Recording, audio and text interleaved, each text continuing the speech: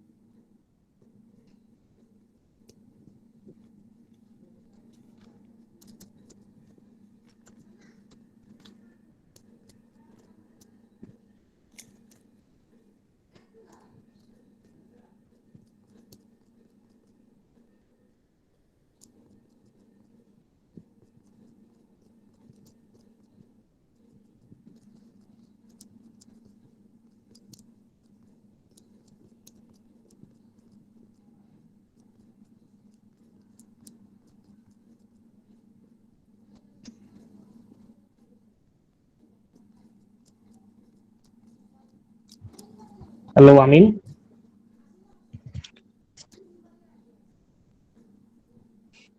Hello, Yes, Maksud sir. Amin. Yes, sir. Whether YouTube live has started? Yeah, I'm actually doing that, sir. Just hold on. Okay, okay, okay, okay.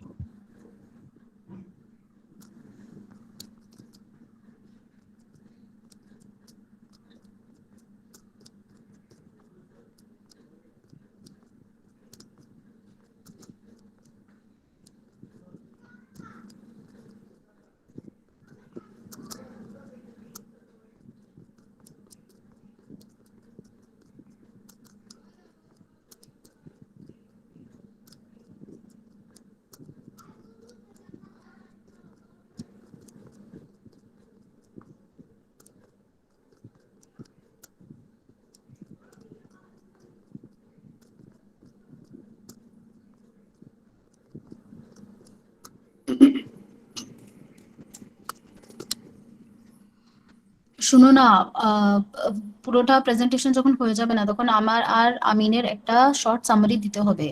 তো তুমি কি করবে, যে speaker যেটা বলবে ওনাদের নাম লিখে। Anamika, turn off your mic. Anamika, mute yourself.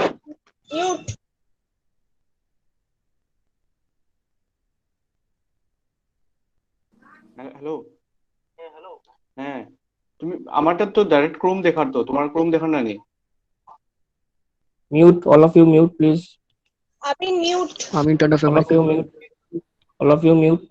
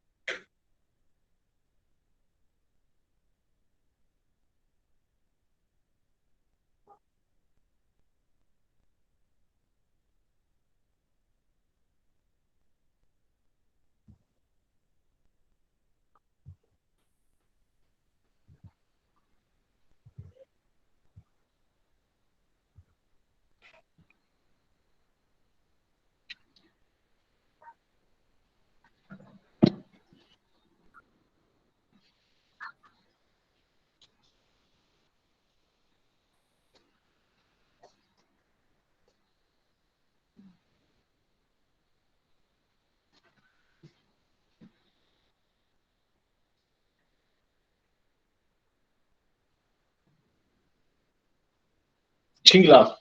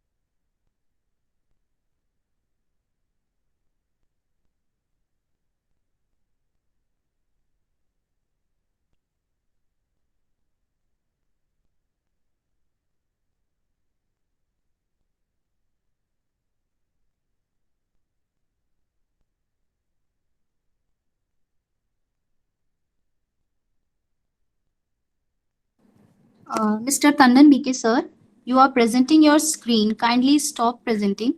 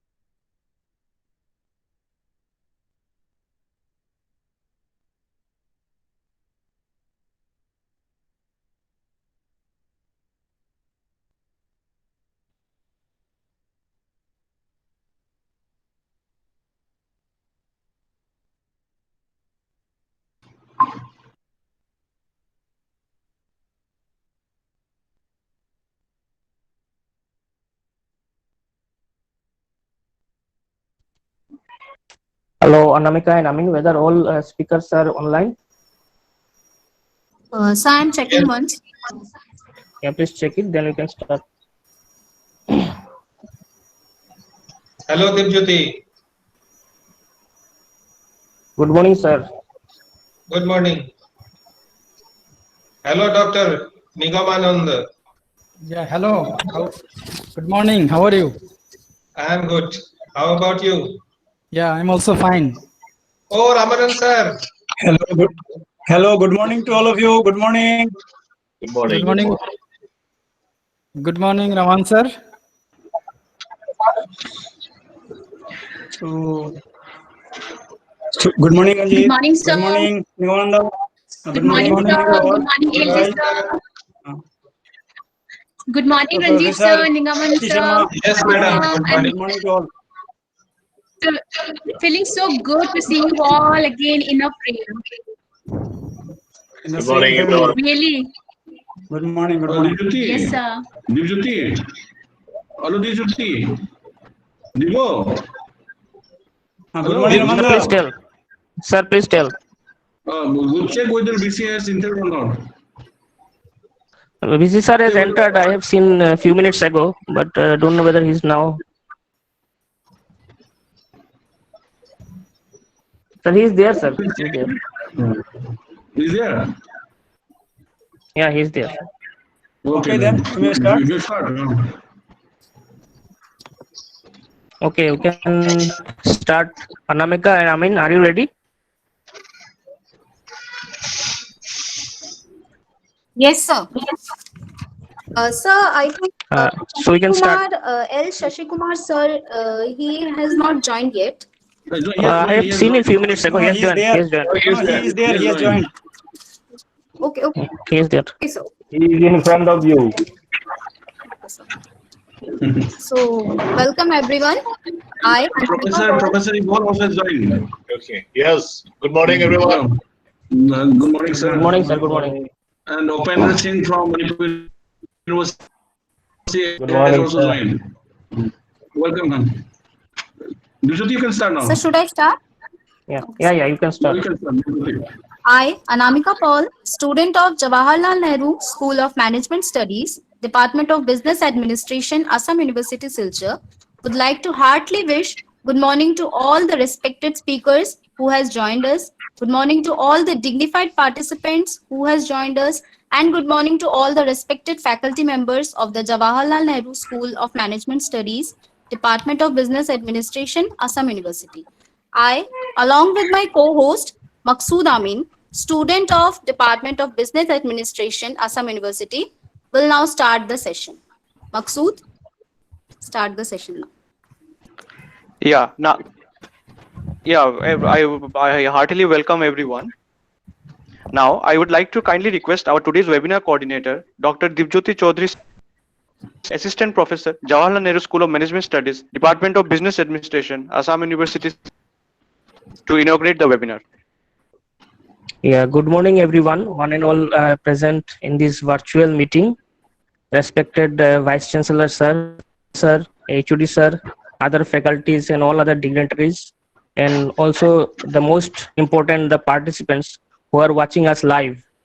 Myself, Dr. Dibjyoti Chaudhary, on behalf of the Department of Business Administration, would like to introduce to all our webinar.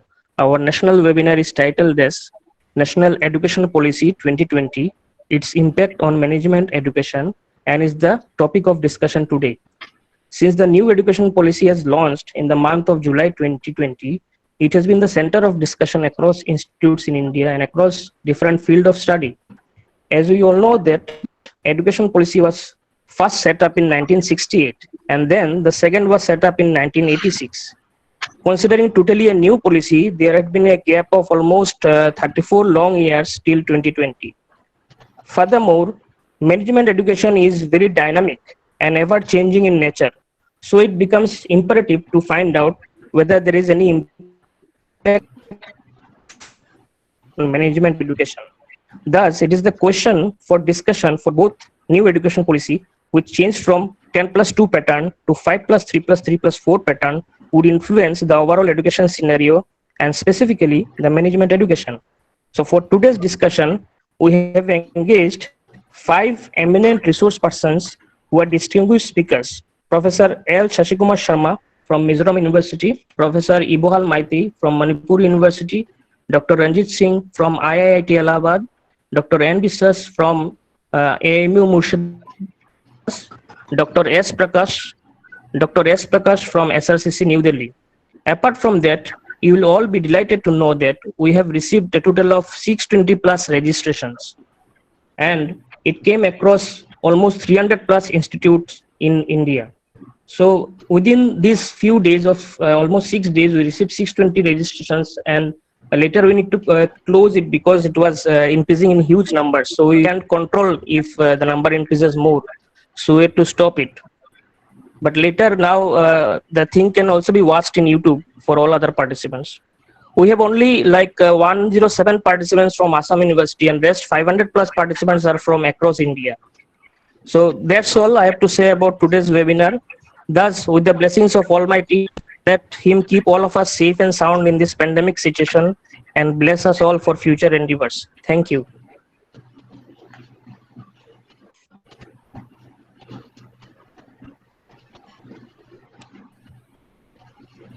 Thank you, sir, Anamika? Yeah. for your inaugurating the webinar. Now, I would like to kindly request our HOD, Department of Business Administration, Assam University, Silchar, Professor H. Ramananda Singh, sir, to deliver the welcome speech. Thank you very much. Good morning, everybody. It is so nice to find all of you here in this webinar. At the very beginning, I, on behalf of Assam University in general and the Department of Business Administration in particular, would like to welcome you all to this national webinar on National Education Policy 2020 and its impact on management education. Amidst us, we are quite fortunate to have our Honorable Vice Chancellor, Dilip Chandranath, the Chief Patron of this national webinar, to grace this occasion. The person behind the organization of this webinar is none other than our Honorable Vice Chancellor, who always urges us to take initiative in organizing program, keeping in mind the interests of the students' community and the societal interests at large. It is our pleasure to welcome our Honorable Vice Chancellor to the webinar. Thank you, sir, for being here with us. And I also would like to welcome Professor Amrit Lal, Dean Scholar of Management Studies, Assam University, to this webinar. Sir, welcome to the webinar. I also would like to welcome all the respected and the learned resource person of today's webinar. First of all, I would like to welcome Professor Ibohal Maiti, a renowned personality in the field of management and entrepreneurship education, presently the Director of Entrepreneurship and Skill Development Center, Manipur University, the former Director of Manipur Institute of Management Studies, Manipur University. Sir, we heartily welcome you to this webinar. Thank you, sir. Thank you, sir. I also would like to welcome Professor Shashikumar Sharma, former Head, Department of Business Administration, Mizoram University. Sir, we are pleased to have you amidst us at this webinar. Welcome, sir. Thank you very much. And I also would like to welcome Dr. Ranjit, Associate Professor and emerging talent in the field of financial management, Department of Management, IIT Allahabad. Sir, we welcome you to this webinar. Thank you, sir. Thank you. And we also would like to welcome Dr. Nigam Mananda Biswas, Associate Professor, Department of Management, Aligarh Muslim University. Sir, we are happy to welcome you at this webinar. Thank you so much, sir. Thank you. And we are quite fortunate to have Dr. Surya Prakash, Assistant Professor at SRCC Delhi University. Sir, we welcome you to this webinar. And I also would like to welcome all the participants of the program to this webinar. You all know that in the 70 years of independence, India, the third National Education Policy 2020 has already announced, with the vision of where India should be in the coming years. Of all the many changes, I would like to mention here two aspects: the structural change from 10+2 to 5+3+3+4, and the interdisciplinary approach in undergraduate, postgraduate, and the PhD level. So while restructuring the management education in the light of the new education policy, we have to see the aim and objectives of the national education policy, as well as the changing requirement of the industries. And it is going to be a challenging task for all the educators in the field of management. In this context, we are having today national webinar. We hope that there will be a meaningful and valuable deliberation from our learned resource persons, and also we hope that there will be a fruitful, constructive interaction with the participants. Let's together make this program a successful one. Wishing all the best to our respected resource persons, participants, and organizing committee. Let me conclude here. Thank you.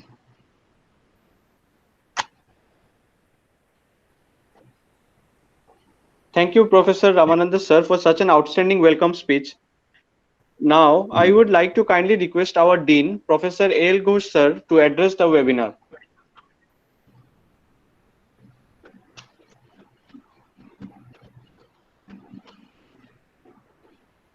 Sir, kindly unmute yourself, sir.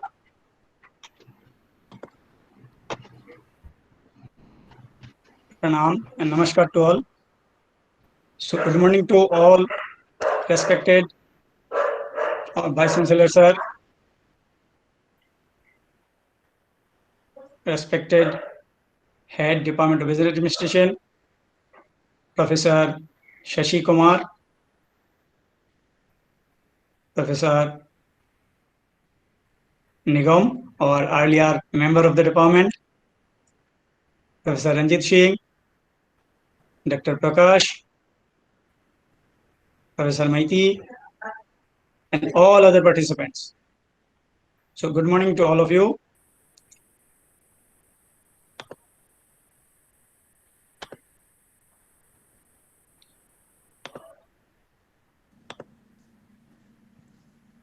Thank you, Professor A.L. Ghosh, sir, for addressing the webinar. So I am Sir, are you presenting now. presenting? Okay, sir. Okay, sir. So today, as we know, we gathered here for this national Udyan on National Education Policy 2000, its impacts on management education. This policy, as we know, it came after two previous policies, and this policy came after a long discussion of 4 years and the recommendation based on two committees. The basic principles of these policies are flexibility, no hard separation of streams, arts, science, and commerce will not be so much airtight now, multidisciplinary and integrated approach, conceptual understanding will be increased, achieving foundational literacy and numeracy, creativity and critical thinking will be encouraged, ethics and human and constitution values will be enhanced, life skills will be given importance, respect for diversity will be there, respect for the local context will be there, equity and inclusion will be encouraged,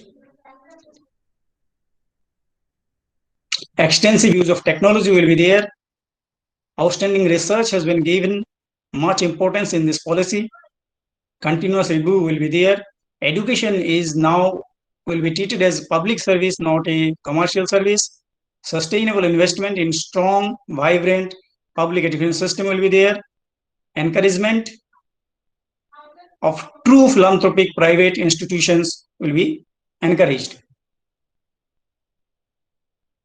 This education policy 2020 is discussed in 4 parts: school education, higher education, other key areas of focus where adult education is discussed, and making it happen. So our discussion will be focused today on higher education and its implementation part. Higher education major focuses are multidisciplinary. Now the higher education will be multidisciplinary and multiple entry and exit will be there. Now the degree will be of 3 years or 4 years. But after completing every years, the participants will get a certificate. If first year they have completed, they will get diploma. Second year, advanced diploma. Third year, they will get degree. Fourth year, if they complete, they will get degree with research. And in this similar fashion, The master degree will be 1 year or 2 years. If the person has completed degree for 3 years, then master degree will be for 2 years. And in that case, second year will be completed dedicated to research. If the person has completed degree for 4 years, then master degree will be for 1 year. Integrated master degree for 5 years will also be there. Academic credit transfer will be there, and for that purpose, academic bank of credit will be created. Now, henceforth, higher education institution will be of 3 categories: teaching intensive university, research intensive university, autonomous degree granting colleges. Multidisciplinary education and research universities will be there. Phasing out of affiliation will be there in 15 years. One multidisciplinary university will be in every district or nearby district. Single regulator will be there in place of multiple regulators. Board of governance will be there for every university. National mission of mentoring will be there. It's a very important thing for both teacher and students. Single entrance test will be there. National Research Foundation will be established to strengthen the research. Higher Education Council, higher education sector will be integrated with professional vocational education. Setting up of education zone in socially disadvantaged region, very welcoming thing. Promoting Indian knowledge will be there. Internationalization of higher education. Higher education now will be internationalized, means the government of India will invite 100 top universities of the world to open campus in India. Indian top university will be also encouraged to open campus in outside the country. Open distance learning will be there, and it will be having an equal status for regular education, and it is a very welcoming thing. Scholarship will be increased for disadvantaged people. Now the responsibility of higher education institution will be increased. In addition to their teaching and research, they have to engage in community engagement and services. They also have to support the school education. Gross enrollment ratio will be increased from 26% to 50% by 2030. Equitable opportunities for all public institutions to grow and develop. Private institution will be given the same status, and it will be treated at par. By 2025, maximum number of affiliating colleges to an university will be 300, and by 2035, all the degree granting colleges will be made autonomous degree granting colleges. Holistic approach and multidisciplinary approach will be followed. Value-based education will be imparted. Student internship with local industry, business, artisan, craftsperson, villagers, and local communities. Earlier it was only on industry, now the spread has been widened. Setting up of startup incubation center in every higher education institution. Students' wellness, such as fitness, everything will be given attention. Higher education institution must have their own development plans, institution development plans.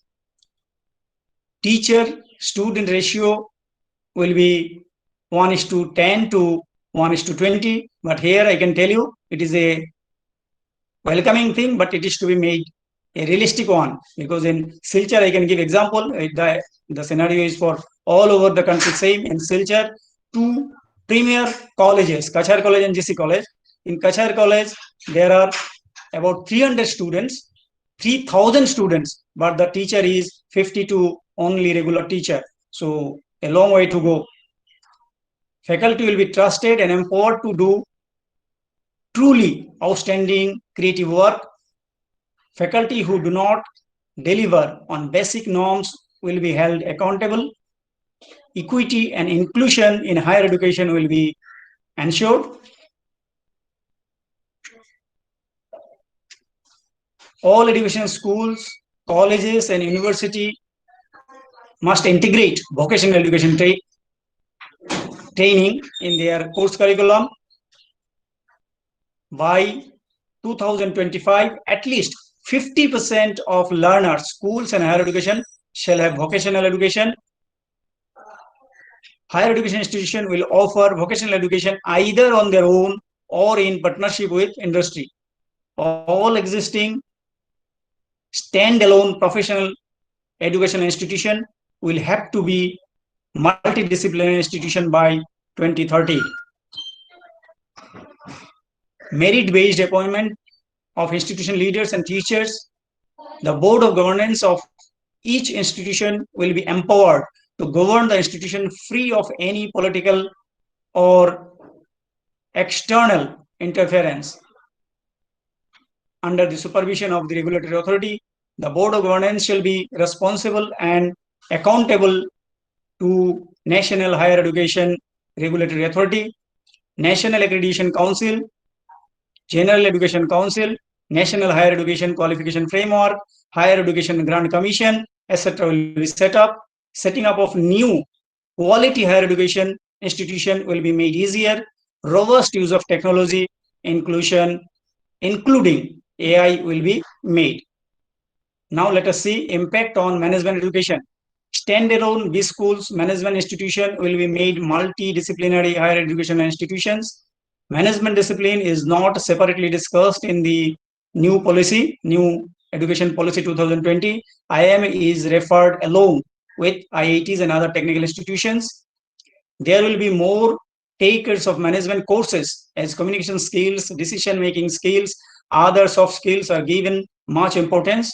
Course like problem solving, ability, teamwork, etc. is now available to all students. Closer collaboration between industry and institutions is emphasized.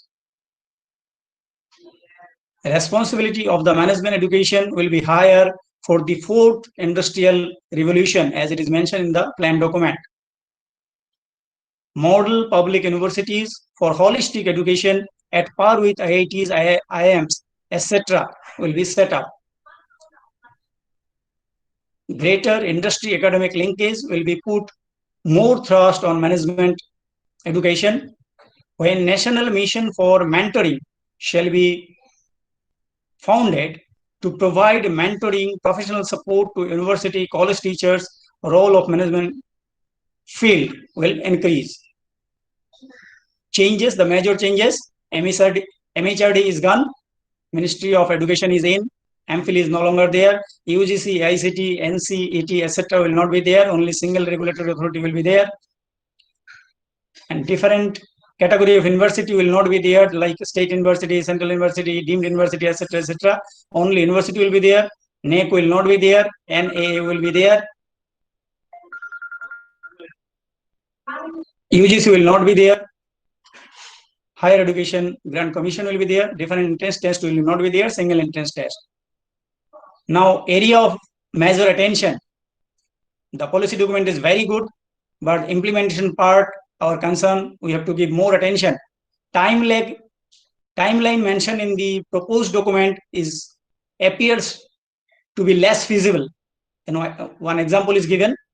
By 2025, at least 50% of learners, schools and higher education shall have the vocational education. So serious attention to be given. Only 2025, and the policy will be implemented from 21-22. Within these 3-4 years, whether it is feasible or not, attention should be given. Growing population is not focused in the document. Mismatch between proposed and the investment plan. The document proposed 6% investment in education of the GDP. At the same time, they told 3 to 4% will be required to encourage outstanding research. Now the question is, from 6%, if we deduct the expenditure for outstanding research, the balance remains 3.69%, which is less than the present outlay. At present, the outlay in education is 4.43%. Then how all these things, beautiful things, will be carried out with this expenditure layout? It is to be given more attention. There is no clear-cut guidelines how value-based and quality education will be imparted. To achieve teacher-student ratio in the range of 1:10 to 1:20 needs more attention. Implementation aspects of new education policy 2020 needs more attention. In the plan implementation aspects, less attention has been given in this respect. Our concern, the document is good. It is prepared over a 4 years long long consultation. 2.5 lakhs villages is being consulted. All districts, all blocks, more than 2 lakh suggestions were considered.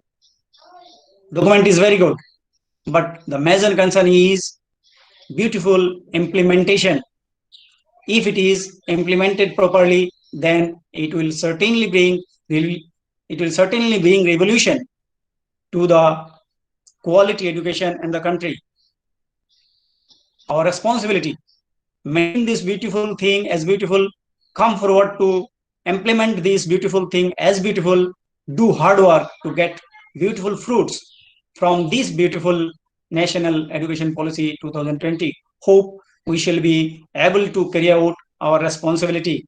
May God bless us all. So, namaskar and thanks to you all. Thank you all. Thank you very much.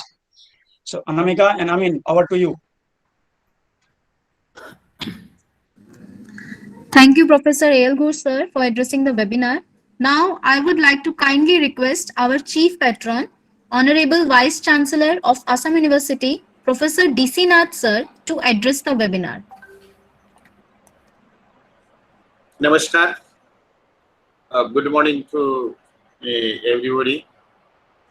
I am very happy to be with you in this very important webinar organized by Department of Business Administration, the National Education Policy and Impact on Management Education.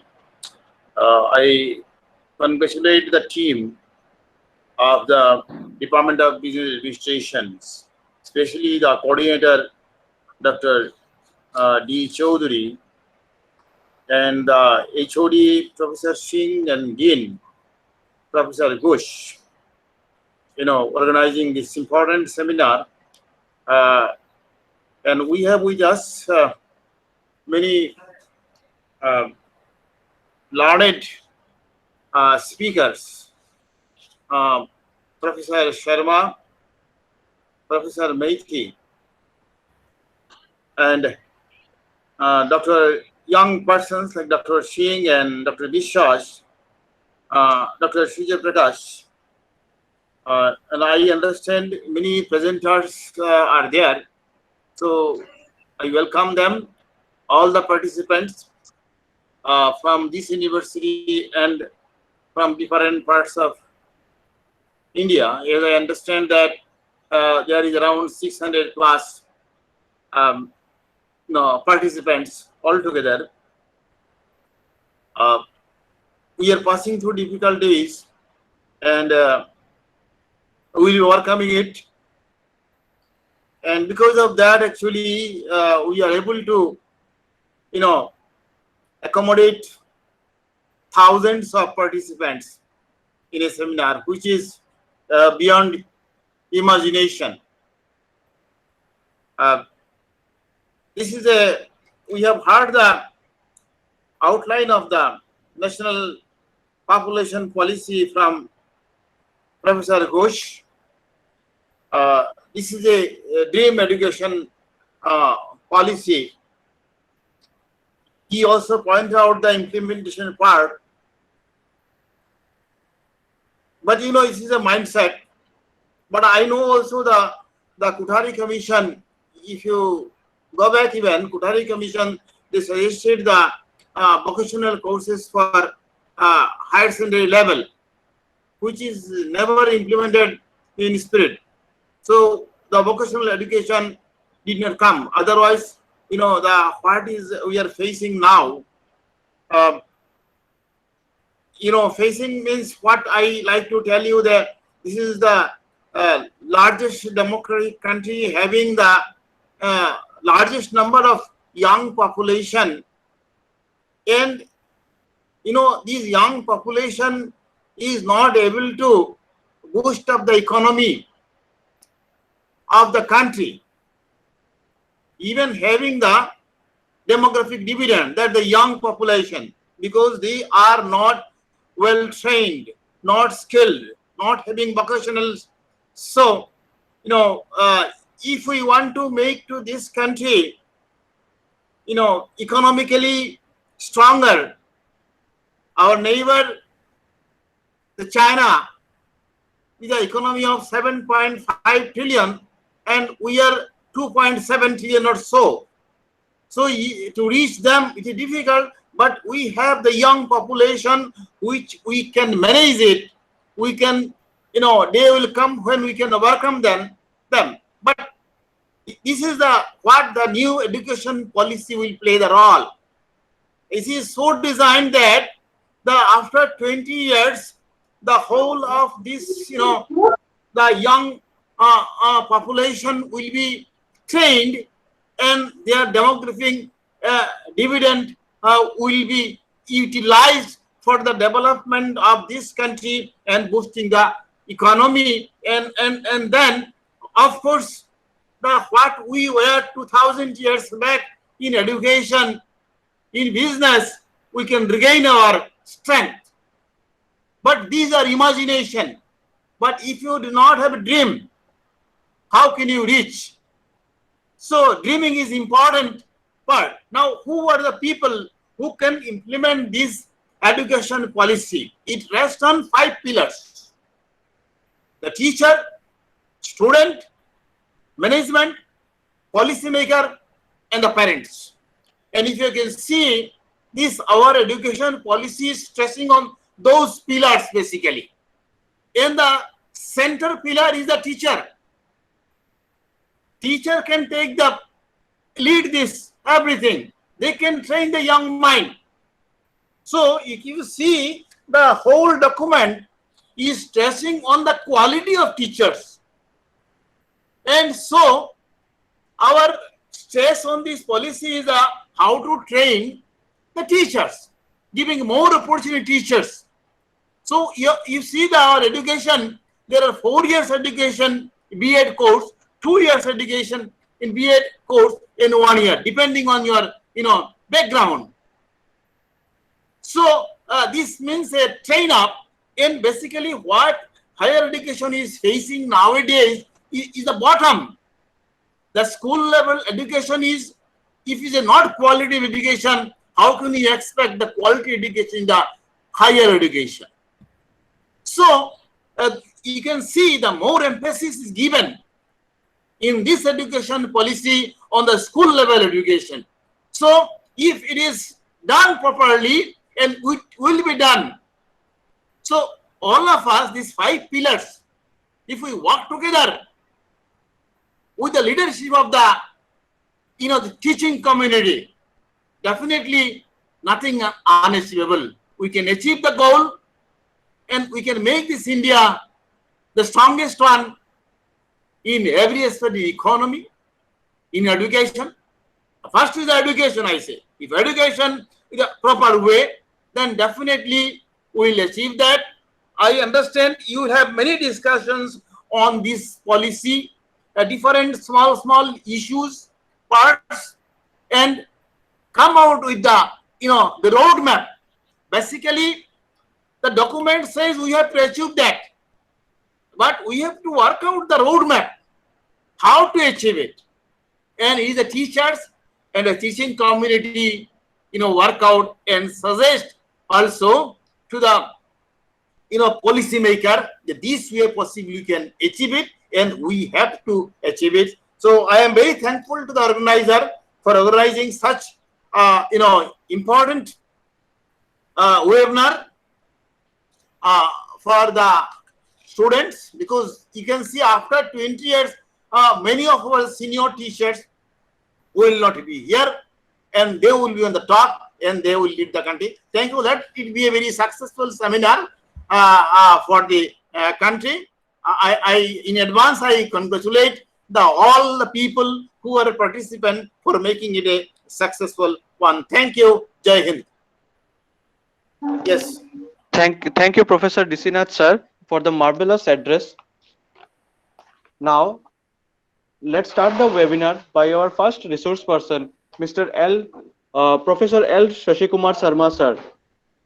So before starting, I'll just brief you about our first resource person for the for this webinar. Dibju sir, am I audible? Yes. Yes, you are audible. Yes. Audible. Am I audible? Yes, sir. Okay.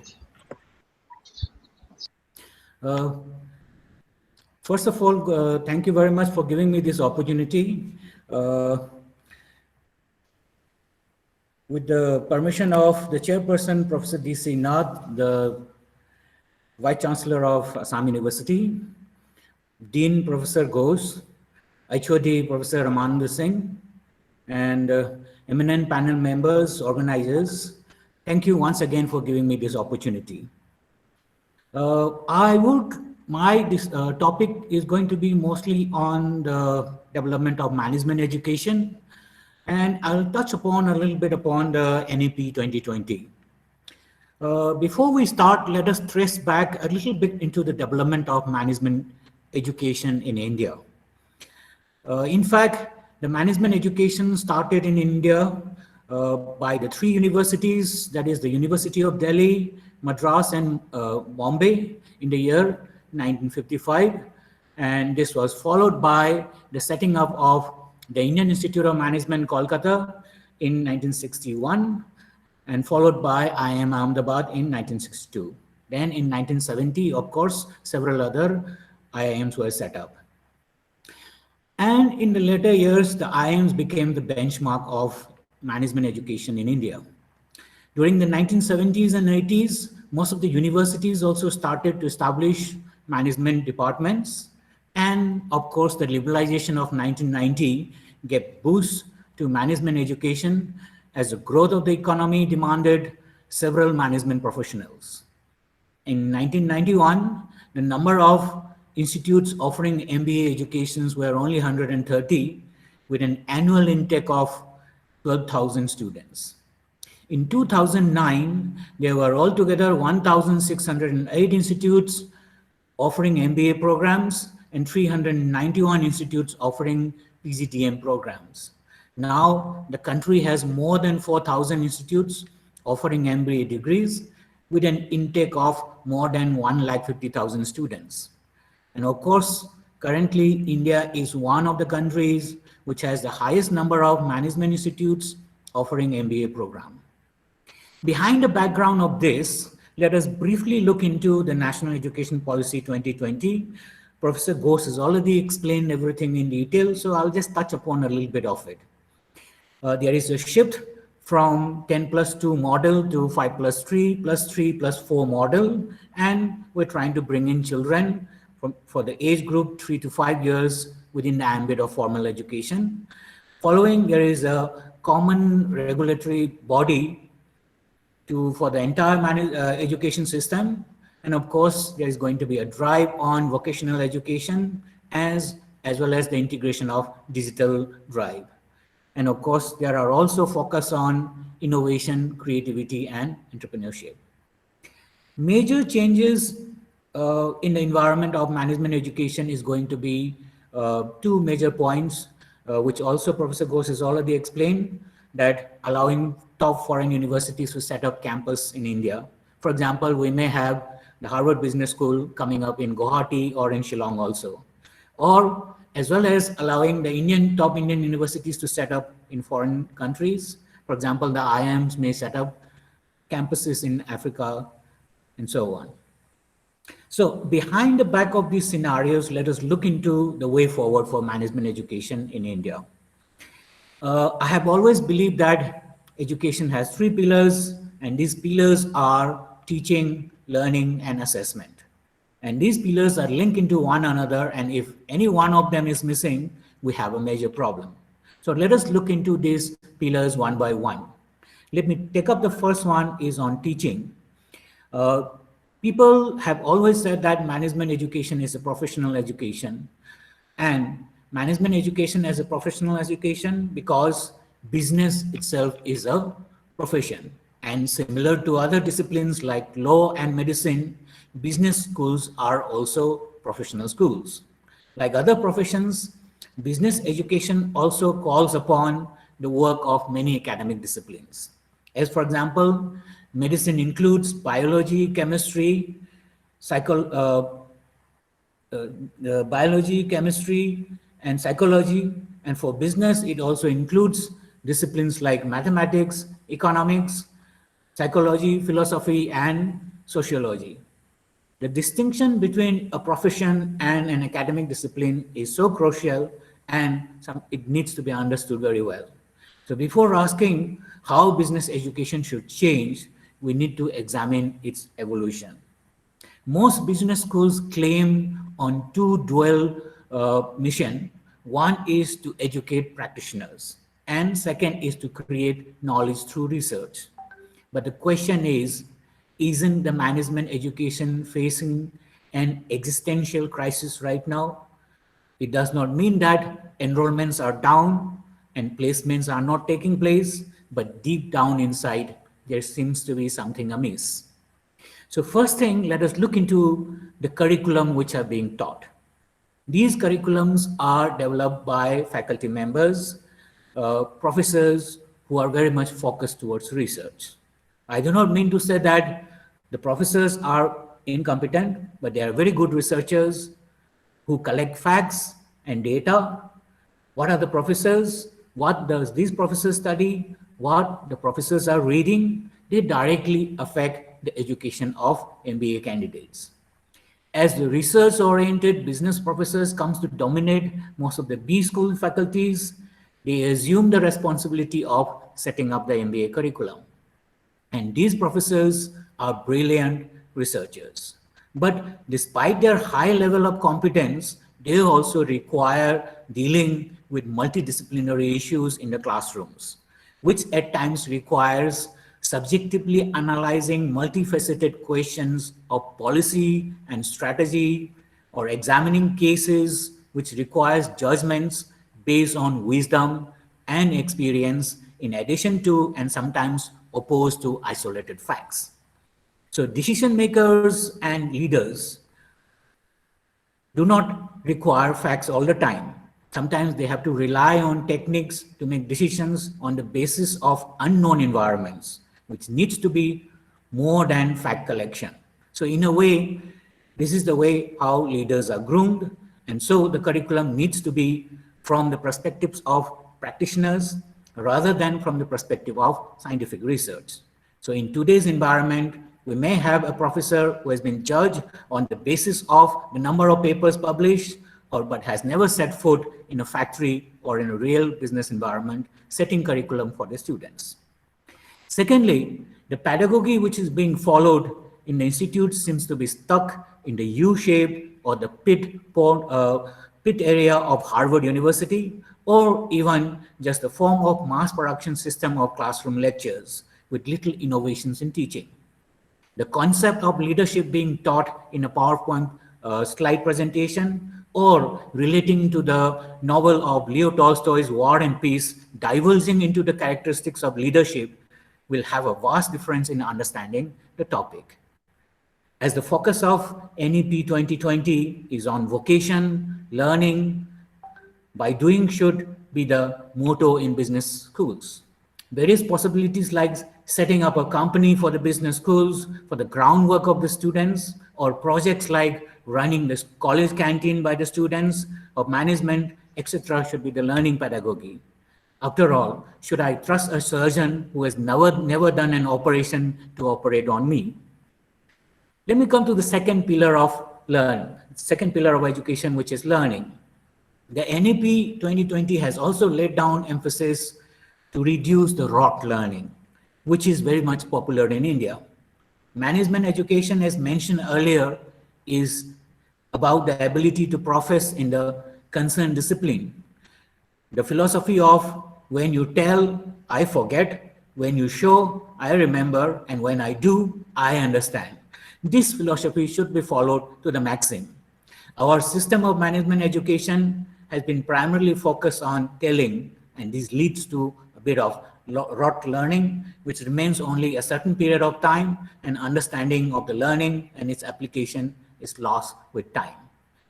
Most of the students are also are linked into the scientific research.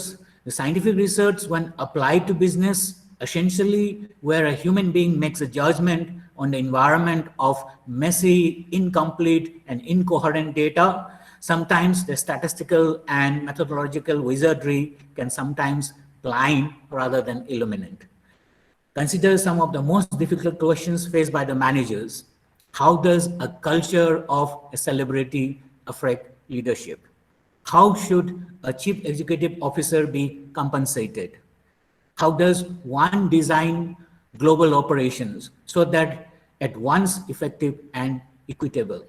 What is the purpose of a corporation beyond the creation of a shareholder value?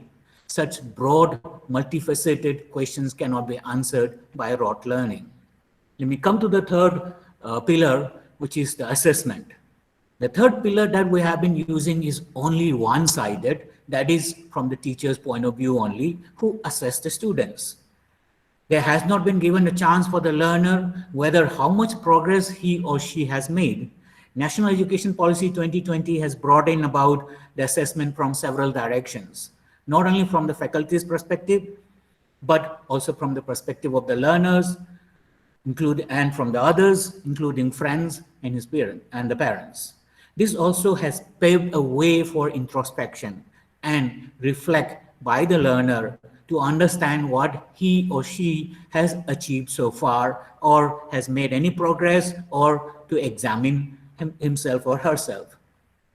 So I believe this aspect of assessment will give the impetus for the development of creative thinking and innovations and bring about several developmental ideas.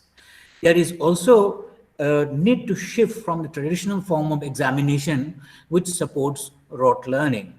Answering a certain set of questions in a fixed period of time is like the process of assessment of a factory line production. And we need to look into several other forms of assessments. So these also needs to be explored. Lastly, I also strongly feel that education without contribution to the society where we live is an education without ethics. The concept of ethics in the classroom mode is not going to build the character of management graduates. So as a part of way forward, certain projects or activities should be carried out by the students for the development of the society near the campus or in a far-off village. So business education nowadays is overwhelmingly devoted to technical trainings. Apparently, this is more ironic because even before Enron, students showed that executives who fail either financially or as well as morally, they rarely do so from a lack of expertise. Rather, they fail because they lack interpersonal skills or practical wisdom, what Aristotle called as prudence. So the way we look forward is that what I believe is that Professor Rakesh Khurana from Harvard Business School has pointed out that all professions have at least 4 key elements. That is an accepted body of knowledge, a system for certifying that individuals have mastered that body of knowledge before they are allowed to practice, a commitment to the public good, and an enforceable code of ethics. We also need to focus on these key elements, especially whether the skills acquired is good enough for practice, or does the candidate have feelings for public good and have good ethics. We also believe that a useful step would be in acknowledging that business is a profession, and this will be a central theme of business education. Finally, I would like to conclude saying that as per the New Education Policy 2020, professional education should be inclusive, participatory, and holistic approach, which taken into consideration about the field experience, need of empirical research, the feedback from the stakeholders, as well as lessons learned from the practices, which should be taken into guidelines, and the philosophy to take forward the new education systems. So with these words, I would like to thank you all the organizers, and thank you once again.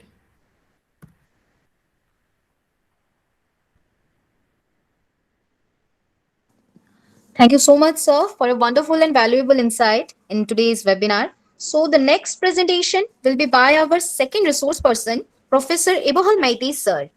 So I would like to give a small introduction about him. That Professor Ebohal Maiti, sir, he is the Professor of Management and Director, Center of Entrepreneurship and Skill Development of Manipur University, Imphal.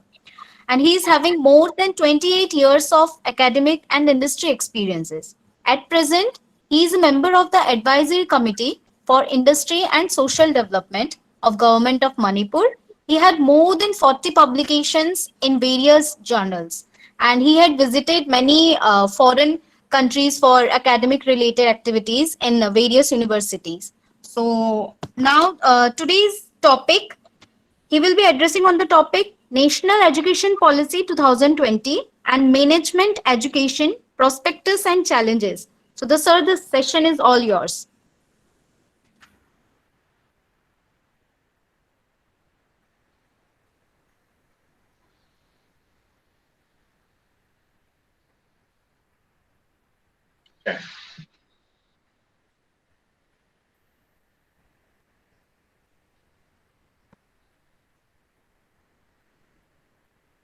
Okay. Okay. Very good morning, everyone.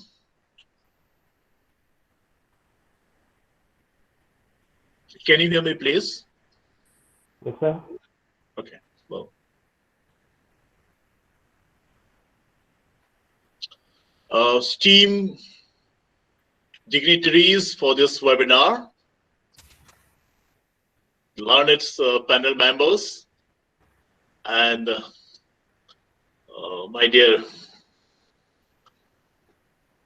friends, ladies and gentlemen, at outset, I'm very much thankful to the organizing team for giving me this opportunity to share some of my viewpoints on the topic new education policy and its impact on management education.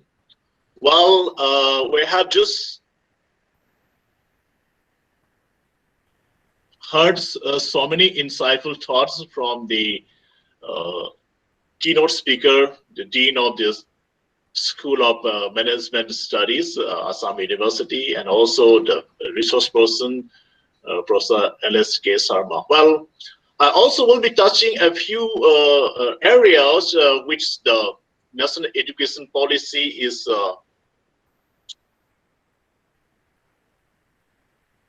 giving. I just would like to share one or two slides. I do not know whether the slide is coming or not. Slide is not coming, sir. Okay, let me just try it once again, and then once the slide is okay, then let me continue. Okay, sir.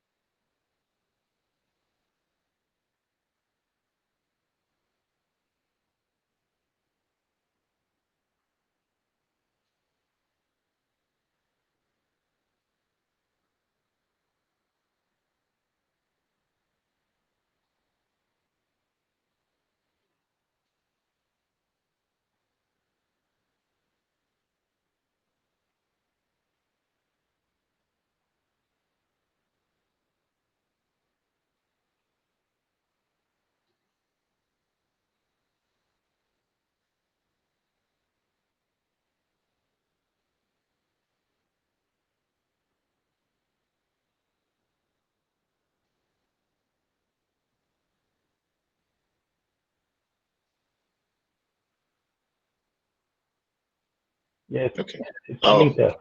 Okay, sir. Thank you so much. We have heard so many things about the National Education Policy 2020. This is the third National Education Policy coming up in our country, and I need not to speak much about others previous things, but this present is something which we need to focus more on different aspects, and it is quite relevant for the present day context too. In fact, India is a developing country, or it is envisioning to become a global knowledge superpower in the years to come. So for that matter, we need to strengthen our human resources, and we need to think of the development in all aspects of our society. And for that matter, for any kind of a nation building, it begins with the education system. So that's why we are supposed to have a robust kind of a education policy that definitely will give the way, and it definitely will give the direction how the country will be moving forward. And for that, we have to see to it the kind of a youths which we are having, the today's youths, the tomorrow's future. The future of India lies in the hands of today's youths. So that's why it's very, very pertinent to think about the welfare, the overall potentials and energy our youths are having, and they are to be channelized in the right direction. And in fact, I just would like to recap a few understanding about the new education policy. It has four areas: the schools, then higher education system, and of course some other areas of concern and its implementation aspect. Well, school, there is some changes, as the previous speakers had also mentioned. It has now encompassing the preschools, the Anganwadi stages, also in the formal education system. And that way, now those Anganwadi things which are under the Ministry of Women and Child Development, now it is coming to the education ministry. So that is the thing. That's why the year has been increased to 5 plus 3 plus 3 and plus 4. And of course, the minor changes in the realignment in the stages are there. And it's a good initiative, and we can just have more innovative way of learning the things in the teaching learning processes, and focus is given much in the teacher education and different kind of activities we do in the teaching learning processes. Well, some of the points which we can just pick up as an important agenda for the NEP 2020 is India, of course, has to become a global knowledge superpower in the next few years down the line. And then in that policy itself, India is envisioning to have 50% of the learners in the schools and the universities shall have exposure to vocational education by 2025. So that is one big challenge. So that's why we are to reorient and revamp the entire teaching learning process with the amalgamation or incorporation of the vocational education. And also we have some agendas in our education system is about the gross enrollment ratios in the higher educations.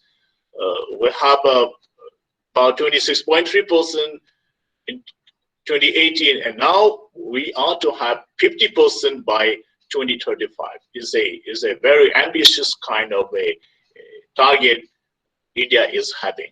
And also by 2040, all the higher education institutions in India, all the universities, colleges, they are to become multidisciplinary institutions. And before that, we have to realign reorientation in the course structure and different other settings. And further, we are to see to it the global landscape of the labor forces, and also the India's this one settings of talent landscape, as India is envisioning to have a 5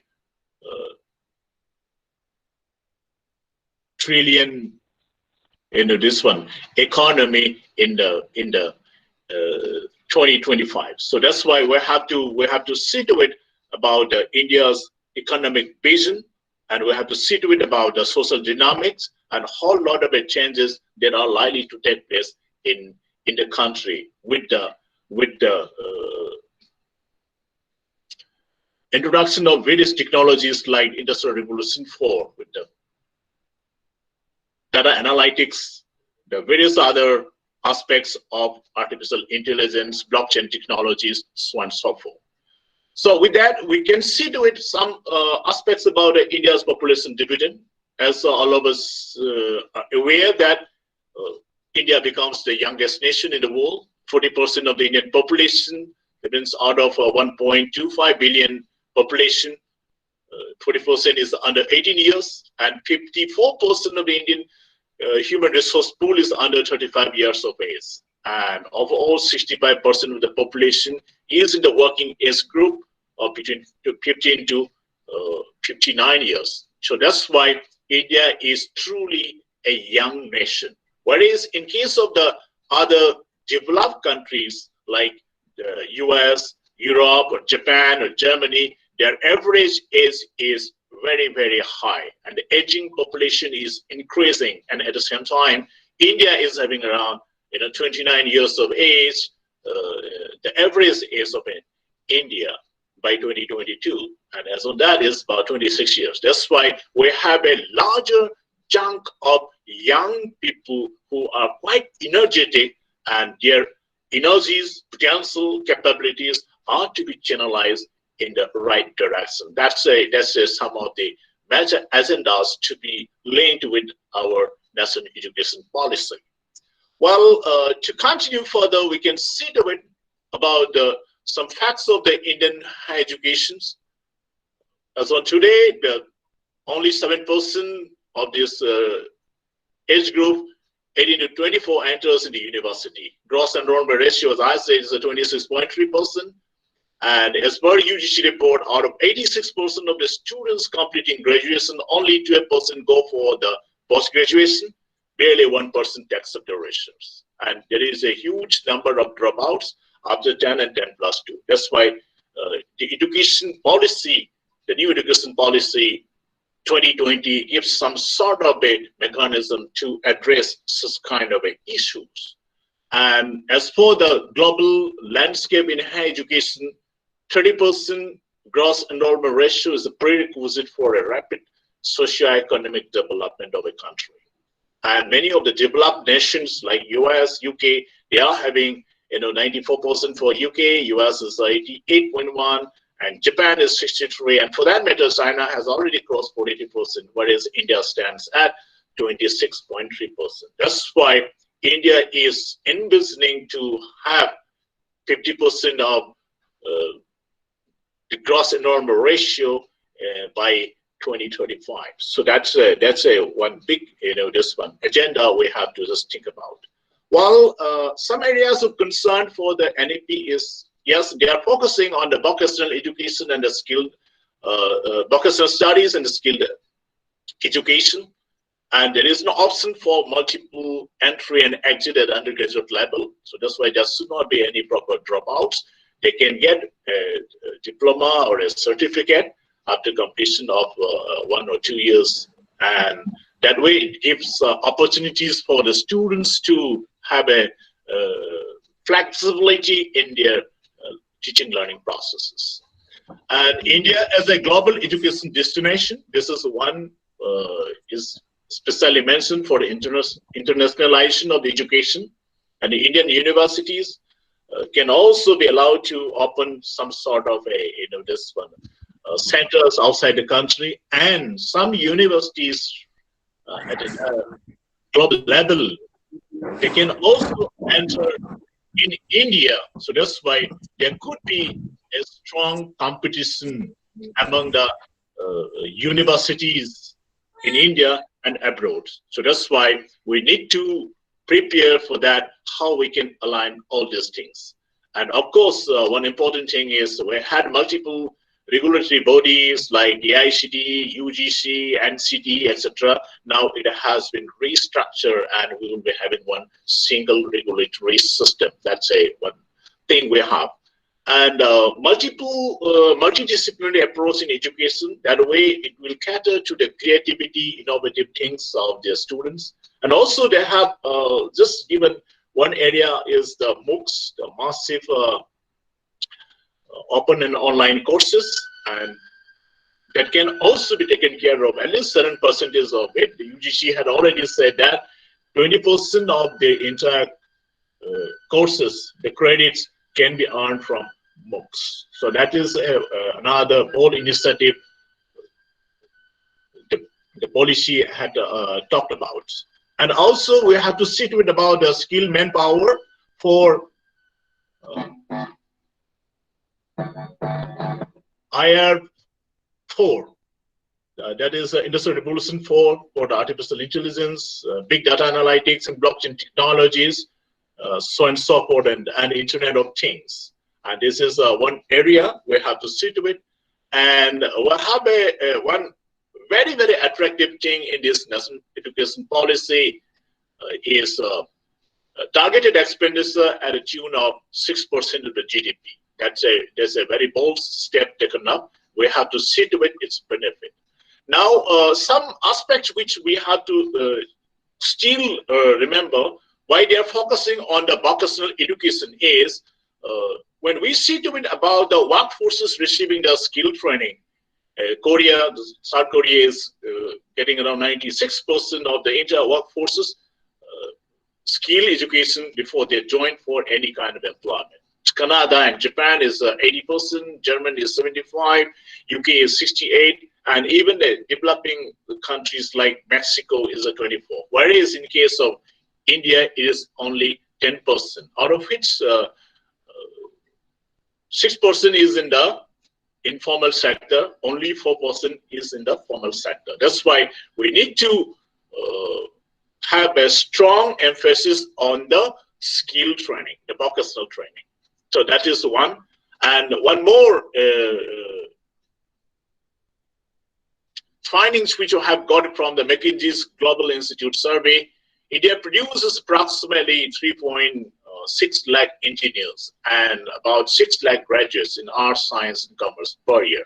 Of course, by now it has been increased to some more, but relatively that much. And only 25% of engineering graduates and 10% of the general graduates are readily employable, and others are not. Why they are not employable? So that's why that's a big question.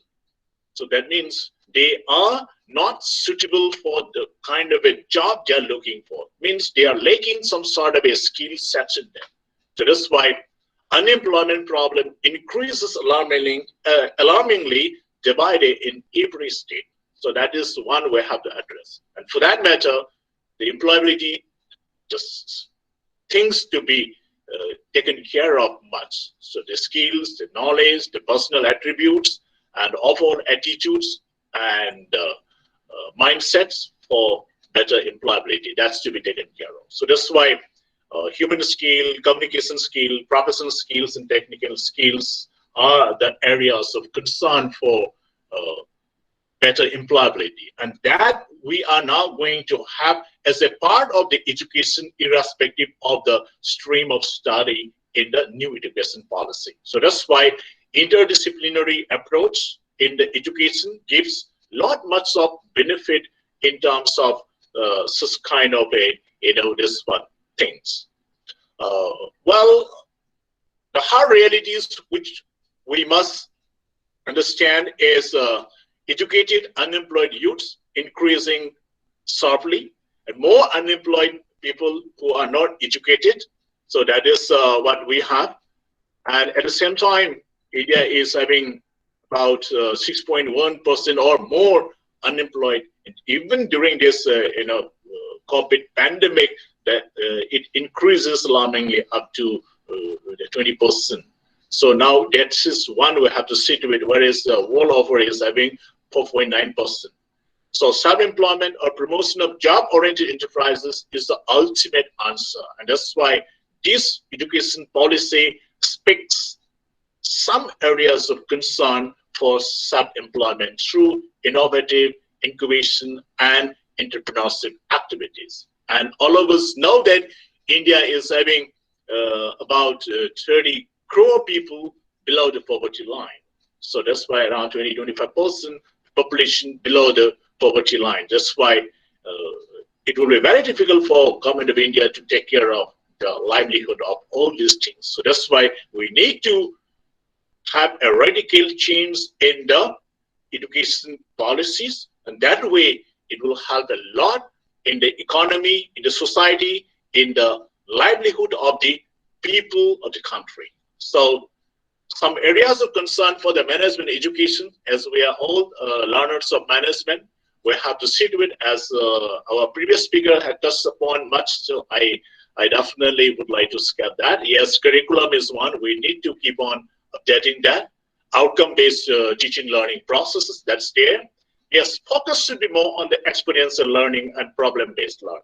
Problem solving, the case-based studies, and all such kind of things could be another areas of concern for the management. Yes, it is continuing, and this can be applied to various other streams of study today because of this new education policy. That's to be encouraged.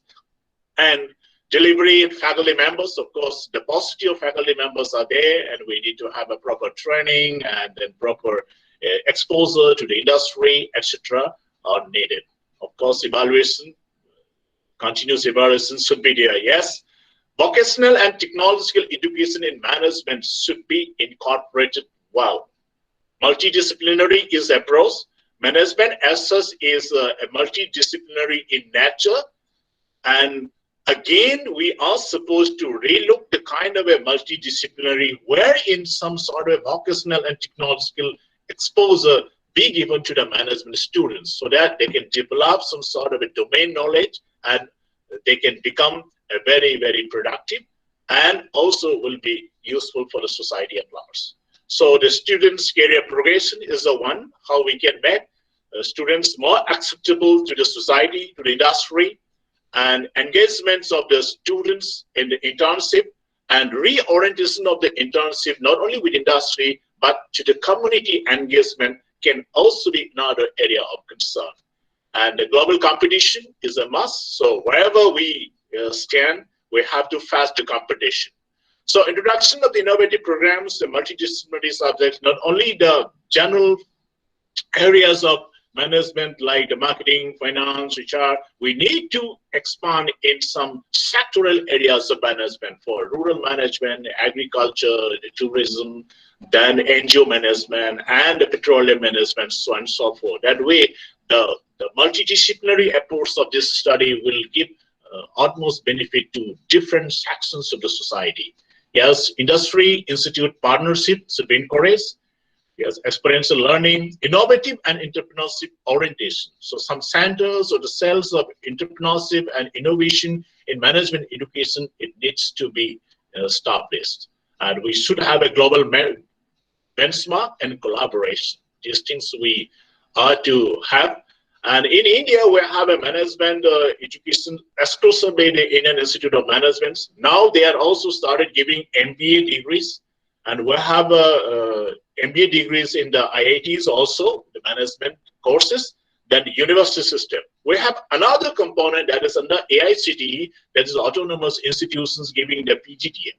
So that's why in the new education policy, it talks about the multidisciplinary university, that is research and teaching, then teaching universities, teaching colleges. So these institutions can be teaching colleges, but at the same time, it can become a multidisciplinary kind of an education institution. So that means the standalone management should not work. It has to have some other courses as a multidisciplinary approach. That way, students should have the ample opportunities to get exposure themselves in various streams of studies. That way, their overall learning and the creativity could be taken care of.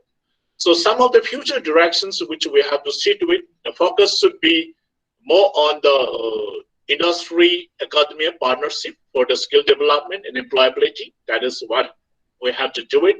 And more choices of courses for all the courses, irrespective of management or degree or postgraduate degrees, keeping in view the emerging trend.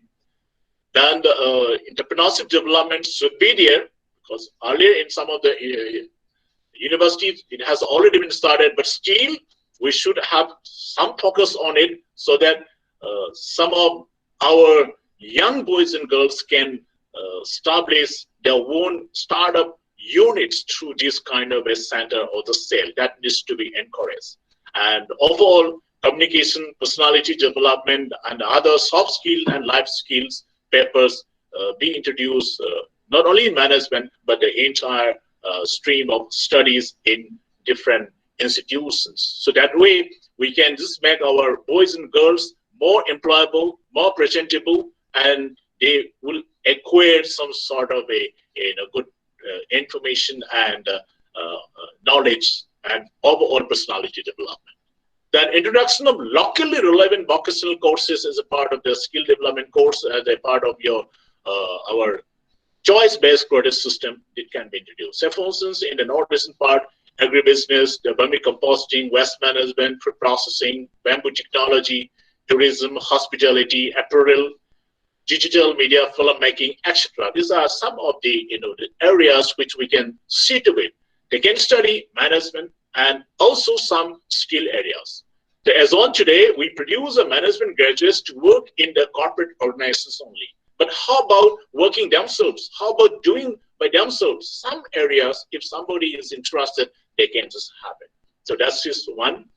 Then exposure to various universities and institutions is lacking as on that. That's why students, faculty exchange activities need to be encouraged, maybe in the institutions or universities within India or abroad. So that's why choice-based credit systems could definitely give another opportunity to learn some areas in a short period of time, and the credit earned can be transferred and utilized for their basic degree or the courses. So that's why we need to encourage that. And still, I must focus once again the internship and community engagement. We have a summer training for about 2 months, and we need to think more on the community engagement too, for the benefits to be percolated down to different sections of the society. So that's why education is the only weapon to transform the nation. It can transform the economy, it can transform the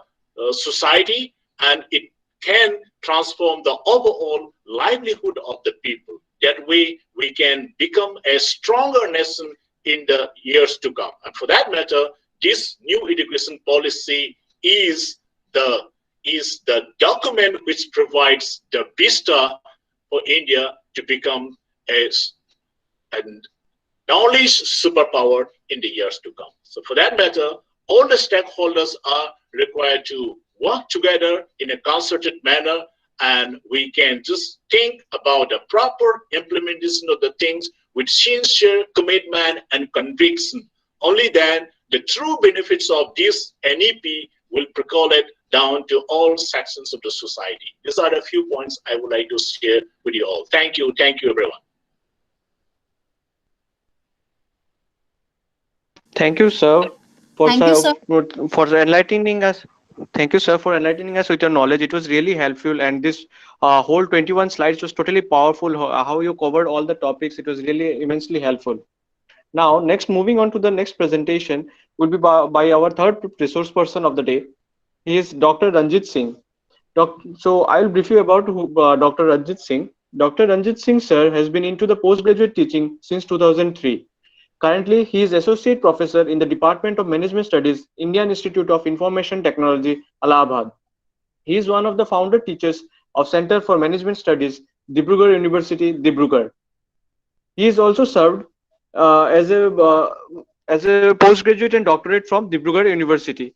He has completed successfully the Faculty Development Program of Indian Institute of Management, Ahmedabad.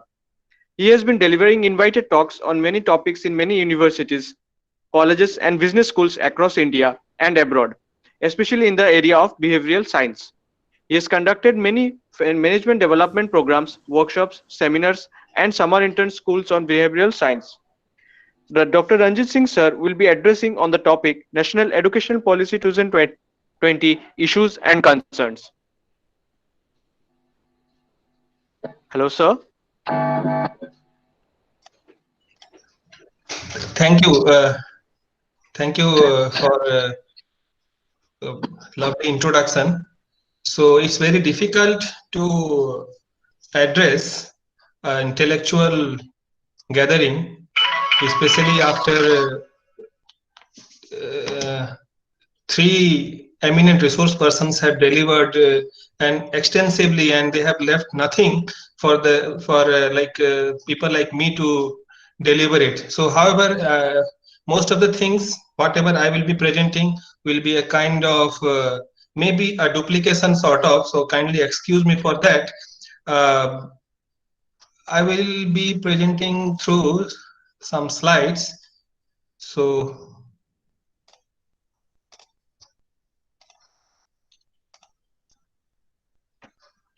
okay. Is it visible?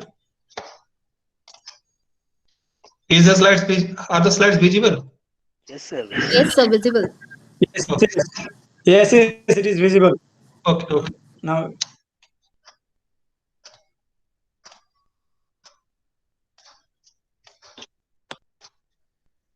okay. So, National Education Policy 2020, and basically I will be talking about some of the issues and concerns. So, before going to the issues and concerns, let us know something about this National Education Policy. So, definitely it's a very bold statement, experiment by the Government of India. And as already stated by our previous speakers, that it has taken nearly 75 years for India to realize and decide and to lay a new foundation that we need a national education policy which will not be in the line with our earlier education policies. So the report itself is very self-critical, and in the light of all these things we'll discuss. So the question is, what went wrong with the education? We are having 75 years of our independence, and yes, any problem?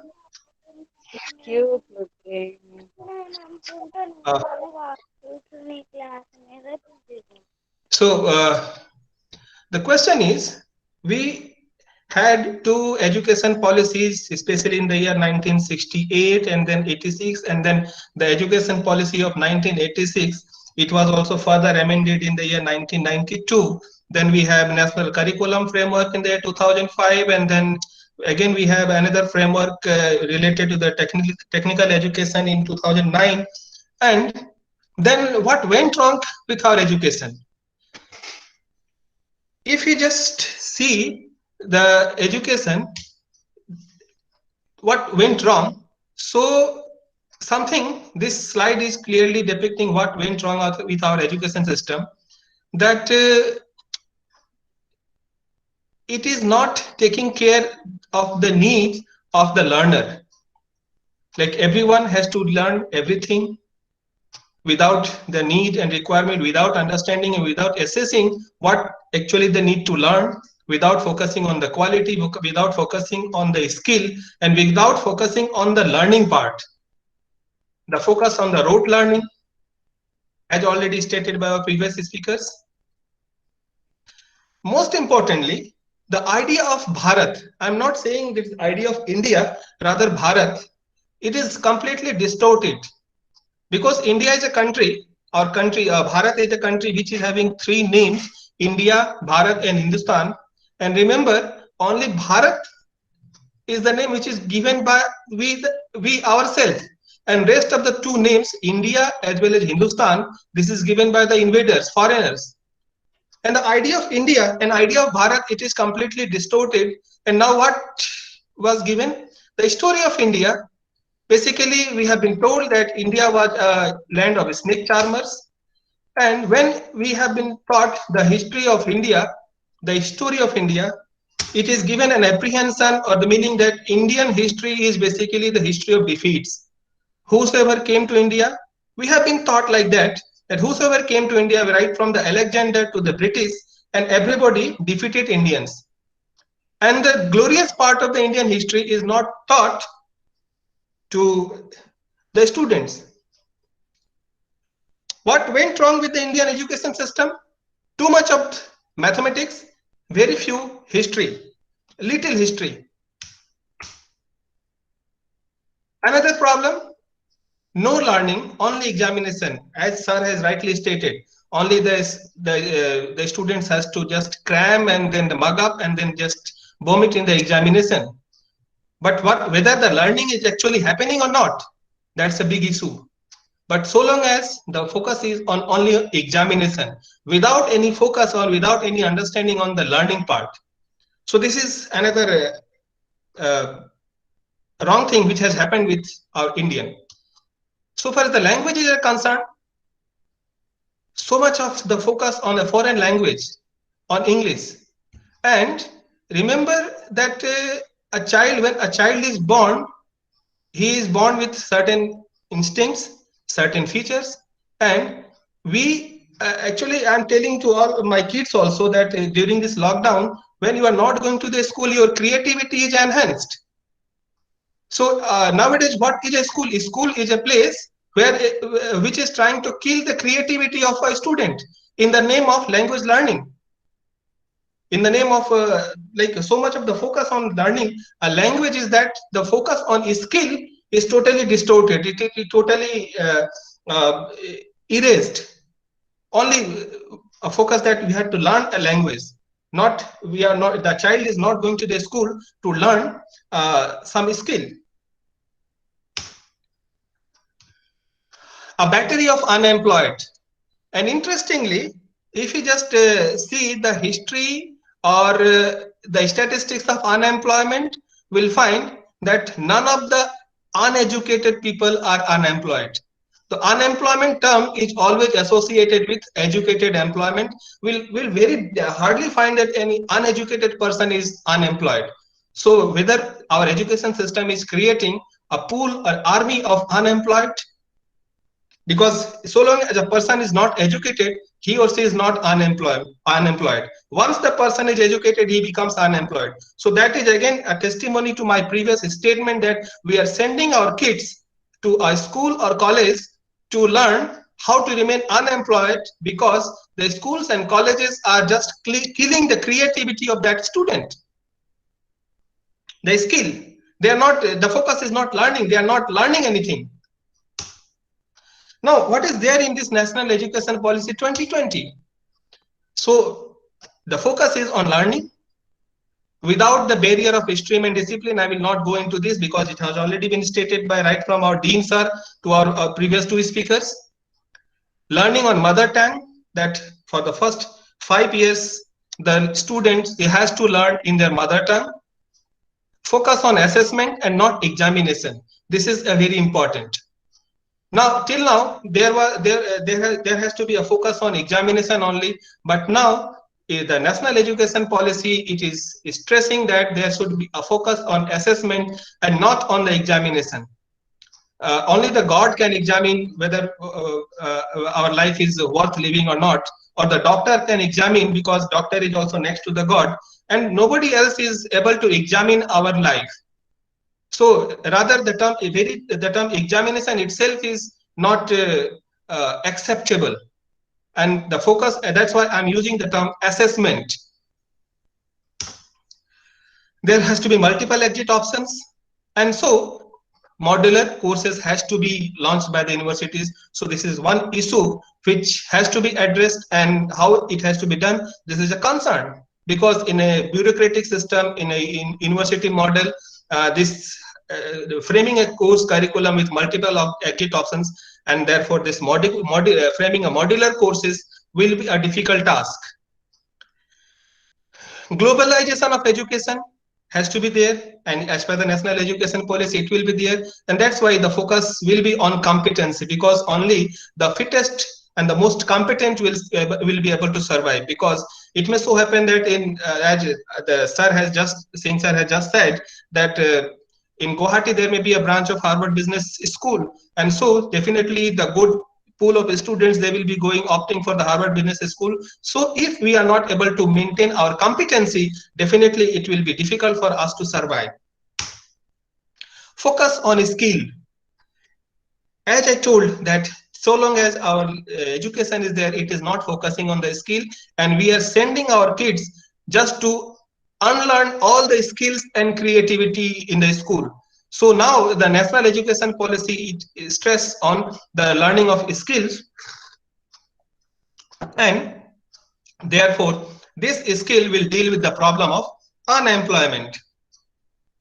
And if we just see the Gandhian model of education or ancient model of education, Gandhiji has also stressed upon this Bunyadi Shiksha, or the basic education, where the student will be going to the school and every student has to have a mastery in some of the craft or the skill.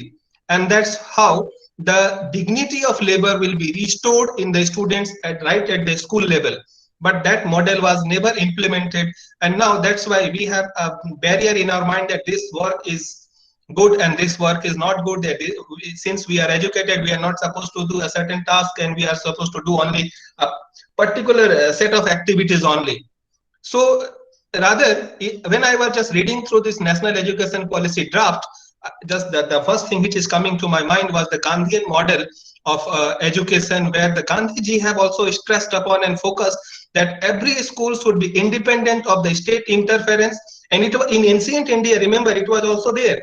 In ancient India, every village was having their own school, and all these schools were funded and maintained by the society itself, and they were independent, and they were not having, there was not any kind of state influence, interference in the running and management of the schools. And the students, every student had to learn some or the other craft, so that the student, there will be two benefits of learning this thing, that once the number one, the students will be having a skill which he or she will be learning, and that will be throughout his life. And number two, the dignity of labor. The students will feel the dignity of labor at the school level itself. कोई भी धंधा छोटा नहीं होता और धंधे से बड़ा कोई धर्म नहीं होता. So this is a big question. Now the question is, what this new education policy is stressing upon with respect to learning. Hello? Learning. So the learning, how to learn. Now what is there in learning? Learning is not for clearing examinations, but to create life. That should be the motto of learning. We are learning, like our mother, most of the housewives, they learn how to cook, how to clean, how to cook, how to keep the house in a good shape. So all these are the different learnings. But if they are asked to clear examinations, then they will be simply clearing examinations, but they will not learn anything. So learning is not for clearing examinations, but to create life. And learning not happen by rote learning. This is again second. And preparation for exam does not imply learning.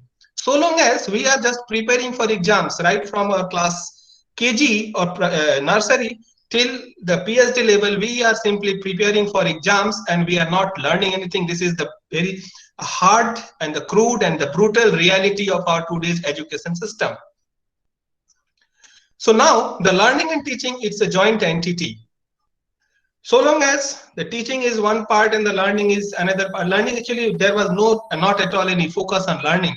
So teaching was considered as one entity and preparing for exam was another entity. Now, in the new education system, especially in the higher education, this learning and teaching has to be the joint entity. And I will just discuss how this is happening, learning and teaching. Now, there has to be assessment of learner, not examination. There has to be assessment, and it should just happen because somebody has learned something and it's assessment. It should just happen. But simply, if a learner is preparing that it has to be assessed and it is only focusing on the assessment part and examination part, then that is not going to help any of the stakeholders, neither the students, nor the teachers, nor the society, nor the government. So the learning should just, the assessment should just happen, but the focus is not on the assessment, but the focus should be on learning. And this new education policy, it is stressing on this part only.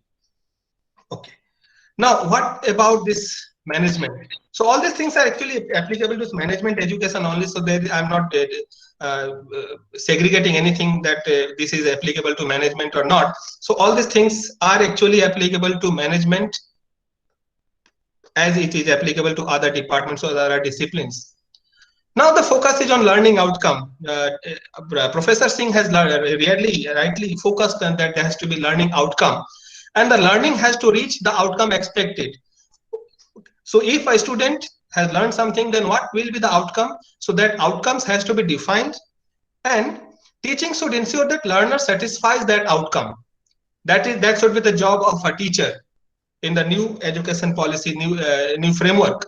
And the learning has to be continuous. It should not be that only on the day of examination we are learning. It has to be continuous. And if learning has to be continuous, assessment also has to be continuous. And if assessment has to be continuous, now see, how can we do away with the examination system? The assessment, it can be through project, it can be through term papers, it can be through assignment, it can be through presentations, it can be through anything. So the focus is on assessment, not on assessment. Focus should be on learning, and along with the learning there has to be some assessment, but examination is not mandatory.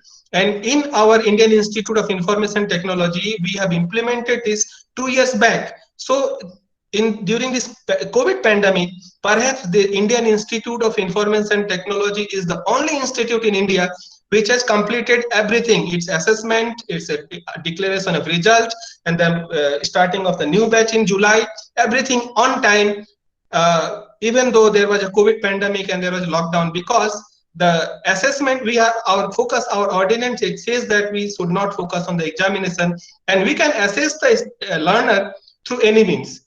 For example, I am teaching accounting, so I have given the assignment to the students that I will not take your examination, and a group of students were given certain assignment. Like one group of students were given an assignment that there is a temple in our campus, so just go and make that accounts of that temple, like what should be income and expenditure, how the balance sheet, how the different assets will be valued. You do everything, just present it, you will be assessed on that. Nearby village is there, so a group of students were sent to the nearby village, and they were asked to select one farm, and how the farmer will be maintaining its account, how the cattle, how the farm output will be valued, and how it will be shown into the accounts. You just do everything, and then you will be assessed on the basis of that only.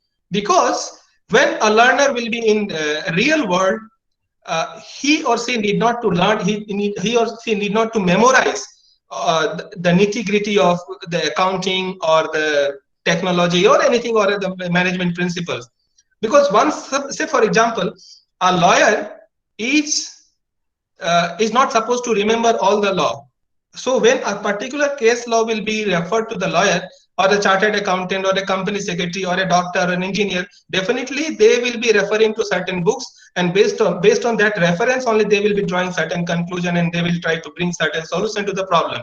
So if a person because in the profession is not supposed to memorize all the things, then why we are pressurizing the students to memorize all those things? So a lawyer or a doctor or an engineer is able to bring solution because over a period of time he has learned something that, okay, if this is the case, so the problem is with this particular case law, so let us find a reference to that particular case law or the section, and accordingly he is trying to bring solutions. He is not supposed to remember everything because he has learned, he has not memorized. And learning has to be through multi-dimensional approach, strategies and paths. As I told you that it can be, there cannot be only one method of learning. There can be multi-dimensional approaches, strategies and paths. And it has to be holistic. Now, so far as the research is concerned, this is the learning and what changes are going to be there in the field of research. Basically, we have two types of institute. One is the research institute, which is also doing, we have teaching institute which also do research, and we have research institute which also do teaching. So the research part will be now taken care of by the National Research Foundation. So there will be a National Research Foundation which will take care of the research part of the teaching institute or the research institute. So definitely this is going to boost the research aspect in the higher education, especially in the management also. The structure of the institute, it has to be multidisciplinary. So our universities are already multidisciplinary, and especially the management education is already a multidisciplinary. It has to be knowledge hub, large student population. This is one thing. There has to be large student population because it is also focusing on the gross enrollment ratio of the students. So ultimately, in the days to come, there will be large student population. And since there will be large number of students and the teaching student ratio is 10:1, so there will be more number of teachers. And how this more number of teachers will be coming? So there has to be large number of researchers, because a researcher will be teacher in the days to come. So there will be large number of researchers, and teachers and students should are to be drawn equitably from all over India. This is another issue, and it's a concern which needs to be addressed, because so long as our universities are concerned, or even the management education, it is very skewed in favor of the geographical locality where it is located. So this is an issue which needs to be addressed, that students and teachers has to be drawn from all over India. So how this has to be addressed, this is another concern. Industry academia interface, this is another focus of our national education policy.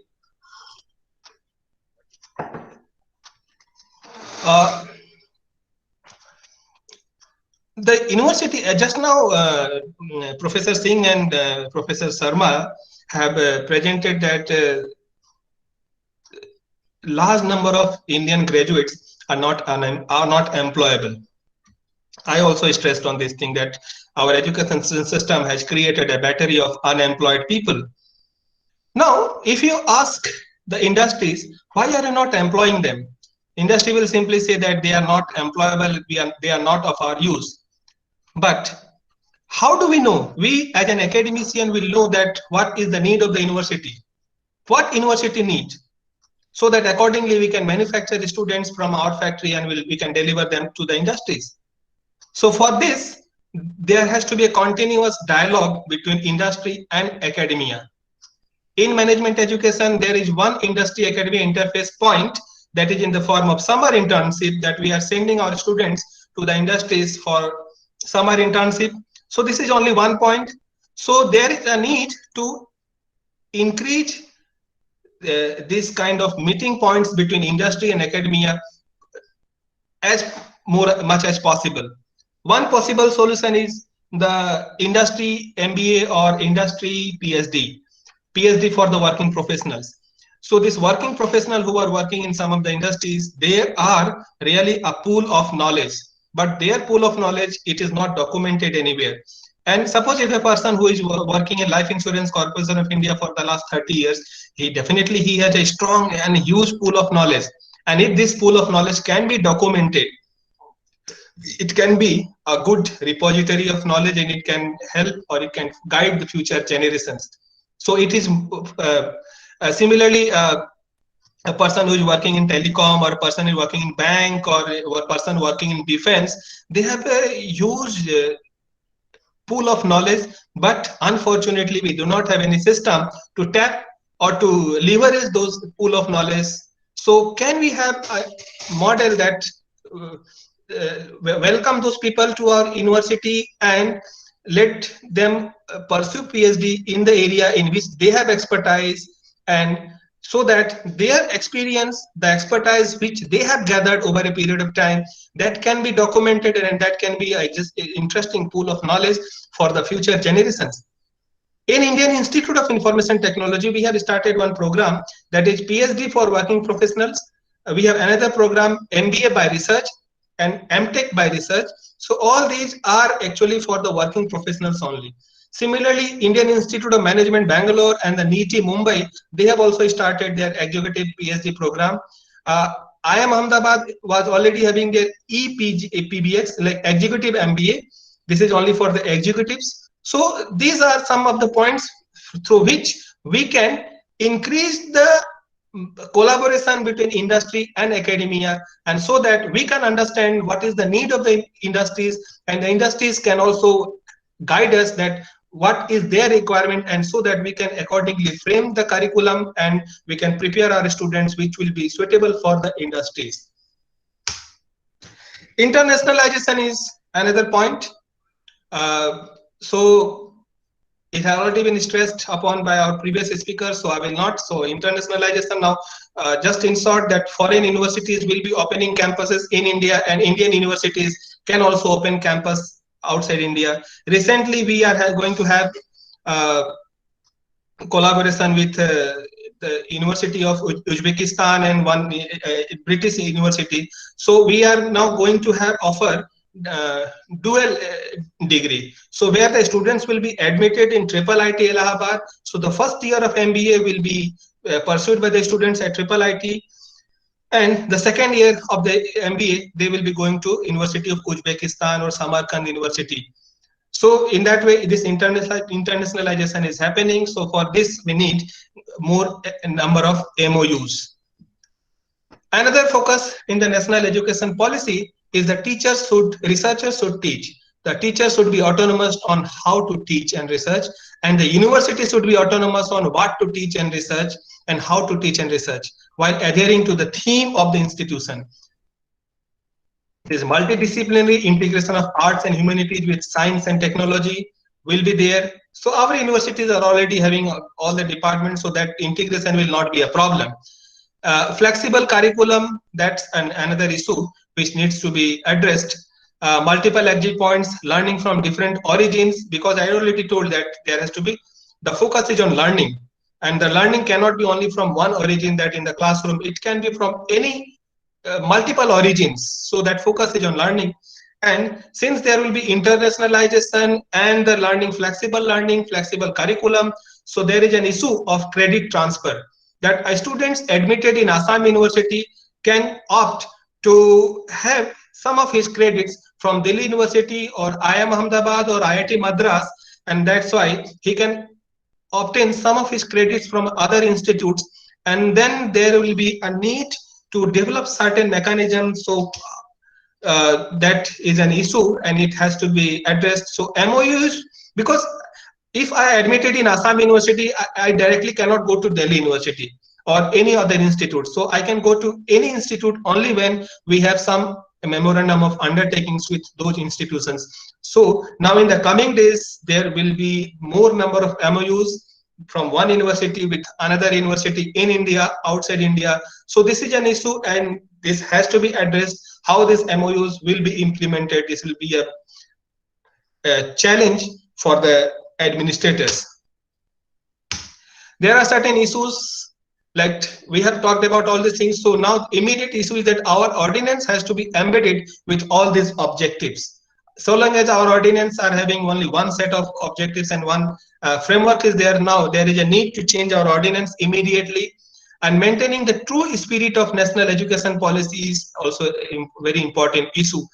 It should not only kind of window dressing that we have implemented the national education policy. So the spirit behind the national education policy, that developing India and making India a stronger nation in the days to come, is the true spirit, with reminding the students and the citizens the glory of India. That is the spirit of national education policy. Harmonization with the global standards. So in India only, that our national education policy says that there will be one curriculum and one kind of framework all over India.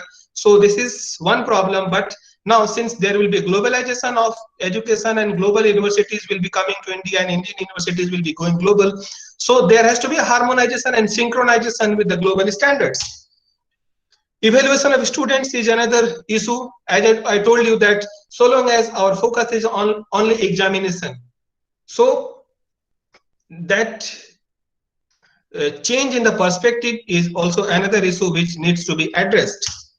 And development of materials in the vernacular language is another issue, because now education policy is also stressing that the initial years of a child will be spent in learning the things in the vernacular language only. So that will be an emergent issue.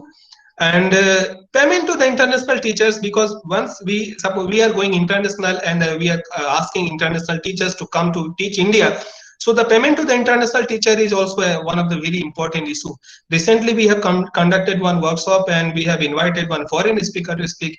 And when we are about to pay the honorarium, so apart from the banking problem that the SWIFT code and everything, the government of India is imposing a tax of 39% on the foreign payment. So if I'm paying 100 rupees, so effectively that person is getting only 61 rupees. So this is one issue. Number two, if you have to pay in dollars, so if in India we are paying to one teacher say 5,000 rupees so for per class, so that's a good amount, reasonable amount. But 5,000 converted in dollar minus 39% tax, so it is just a few dollars, which is very embarrassing as a part of organizer or as an institute to pay to a foreign teachers. So this is another issue which will be coming, which I am apprehending that this will come in future. So all these things need to be addressed. So how to achieve it? This is a concern. Multidimensional, multicultural, multilingual students and programs will be there, and how this will be addressed and how it will be embedded in one framework. This is another concern. One model does not fit all, so that's why there is a requirement that there has to be a flexible model by maintaining the true spirit of national education policy. There will be resistance to change, because since last 34 years, not 34 years, last 75 years, we have been practicing one particular model, and now all of a sudden we are asked to change that model. So definitely there will be resistance to change. So how to deal that resistance to change, that will be a big issue, a big problem and challenge for the university and administrators of higher education, for the government as well. There will be huge requirement of resource, as the government is already saying that we need to spend around 6% of our GDP in education, and right now we are spending less than 4% of our GDP in education. So increase of 2%, and rightly pointed out by Professor Amrital Ghosh sir, that 3% will be for research only. So for the education, it is left only 3%, which is even lesser than the current allocation. So there will be a huge resource requirement to how to deal with that. That is also another concern that needs to be addressed. And multiple exit points, a scholar completing certain credits can be given a degree diploma. Now, not a scholar, but any person who will be completing certain credits will be given certain degree and diploma. And this is a concern that there will be a more number of students coming to a university system for getting PhD degree, because they are not getting employment anywhere else, and they will be getting scholarship, and after some time they might decide that we are not going to submit our thesis and give us a research degree, because multiple exit options are available, and this is another concern which needs to be addressed. And therefore future university will be, and university should be, a research intensive institute with interdisciplinary foundation. So this is what should be the structure of university in future in nutshell. So thank you for patient sharing. That's all from my side. Thank you very much. Thank you, sir, for highlighting the issues of national education policy. This was the area which we really need to be addressed. So the next presentation will be given by our fourth resource person, Dr. Nigamananda Vishwas. I will give a brief about him. Dr. Nigamananda Vishwas is presently serving as an associate professor in the Department of Business Administration, Aligarh Muslim University at Murshidabad Center, West Bengal.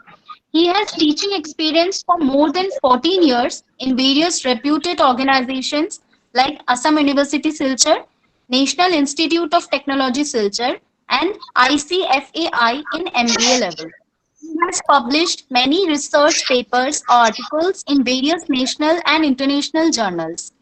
So now his topic is National Education Policy 2020, Implications, Hitches, and Rays of Optimism.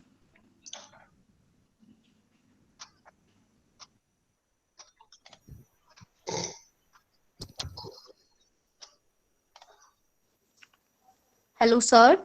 Hello. Nigamanand, sir. Yes. sir. Please continue. Am I audible? Yes, sir, you are audible. Okay. Yes, sir. Audible, sir. Just a minute. Let me share my PPT.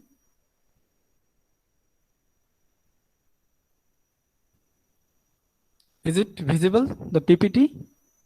Can you see these PPTs? First slide. Yes, sir. It's visible. Okay. A very good afternoon to all the esteemed dignitaries on and all attending and organizing this national webinar entitled National Education Policy 2020, its impact on management education. So it is my profound privilege to introduce myself as one of the resource persons of this webinar, which is being organized by my own department. My profound regards to Professor Apurbananda Majumdar sir, Professor Amritlal Ghosh sir, Professor Raman Singh sir, Professor Arup Burman sir, the Vice Chancellor of Assam University, Professor Dilip C. Nath sir, learned resource person, and all other faculty members of the department. My heartfelt thanks to Dr. Dibjyoti Chaudhary for inviting me in this auspicious webinar. In this webinar, I will precisely decode some of the selective issues on National Education Policy 2020 implications, hitches, and rays of optimism. The key point of discussion would primarily be confined within the boundary specified to the key fundamental principles of National Education Policy 2020 and its overall impact on education, society, organization, business, economy, and country as a whole. It would also highlight the confronting hitches during the implementation of National Education Policy 2020. Now, the other aspect of discussion would focus on positivity and rays of hopes and optimism and futuristic prediction on our country and its position on global map in the decades to come. Now, let me start with the personality, famous personality, Reverend Nelson Mandela, and his statement on education, in that education is the most powerful weapon which you can use to change the world. Now, education guides us to choose our own paths in life. It fosters the unique capabilities and guides to manifestation of perfection in life. The National Education Policy 2020 is a reformatory measure, a holistic drive, a revolutionary change initiated after a long 34 years, which will take our education system into a new height. In 1968, Kothari Commission introduced first ever education policy in India. It was further changed in the year 1986 and partially revised in 1992. Later on, recently, this new education policy 2020 is introduced after 34 years. This national policy, education policy, is an eye-opener, rebirth of our education system, which will simultaneously upgrade life and livelihood together. In ancient times, people from across the globe used to come to many universities like Nalanda University during 5th century BC to impart education in India. It was a golden period of education. India was known as Knowledge Ocean, and knowledge hub of the world. Indian universities during the period produced thousands of global education leaders of the world.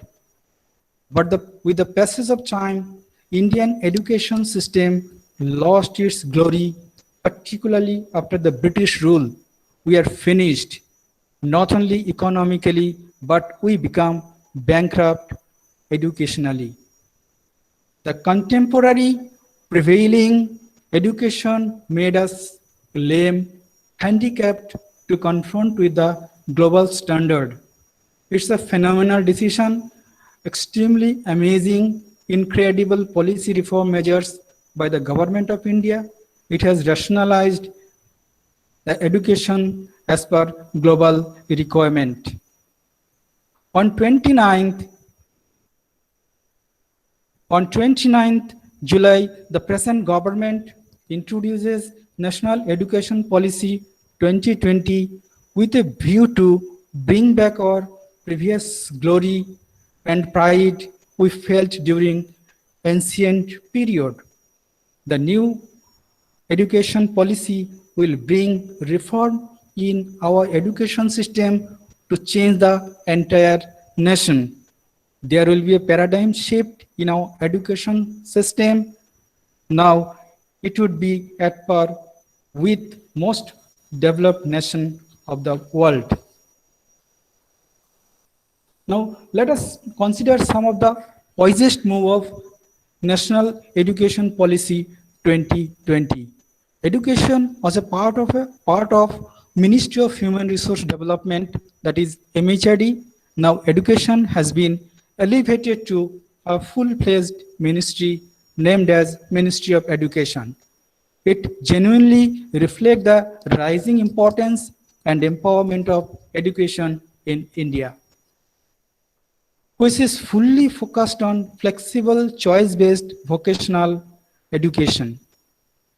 To execute it, investing 6% GDP, almost double, on education is a sensible and timely move by the present government. Adequate emphasis given on livelihood and skill development and vocational training to be imparted. Skill development on the issues needed on the day-to-day basis, such as carpentry, metal work, electric work, pottery making, firefighting, first aid instructor, network administrator, nursing aid, cooking, web designing, coder, welding, construction management, pipe fitting, computer aided drafting, and many more. Parallelly, skill development and livelihood issues are going to be settled to fulfill dreams of our Honorable Prime Minister's Make in India project through creation of entrepreneurial accommodation.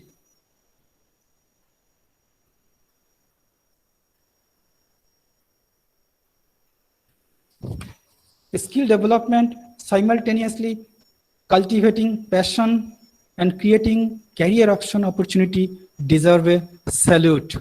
One field practical exposure and experience through apprenticeship for short duration from the school life itself would create huge number of professionals in the country.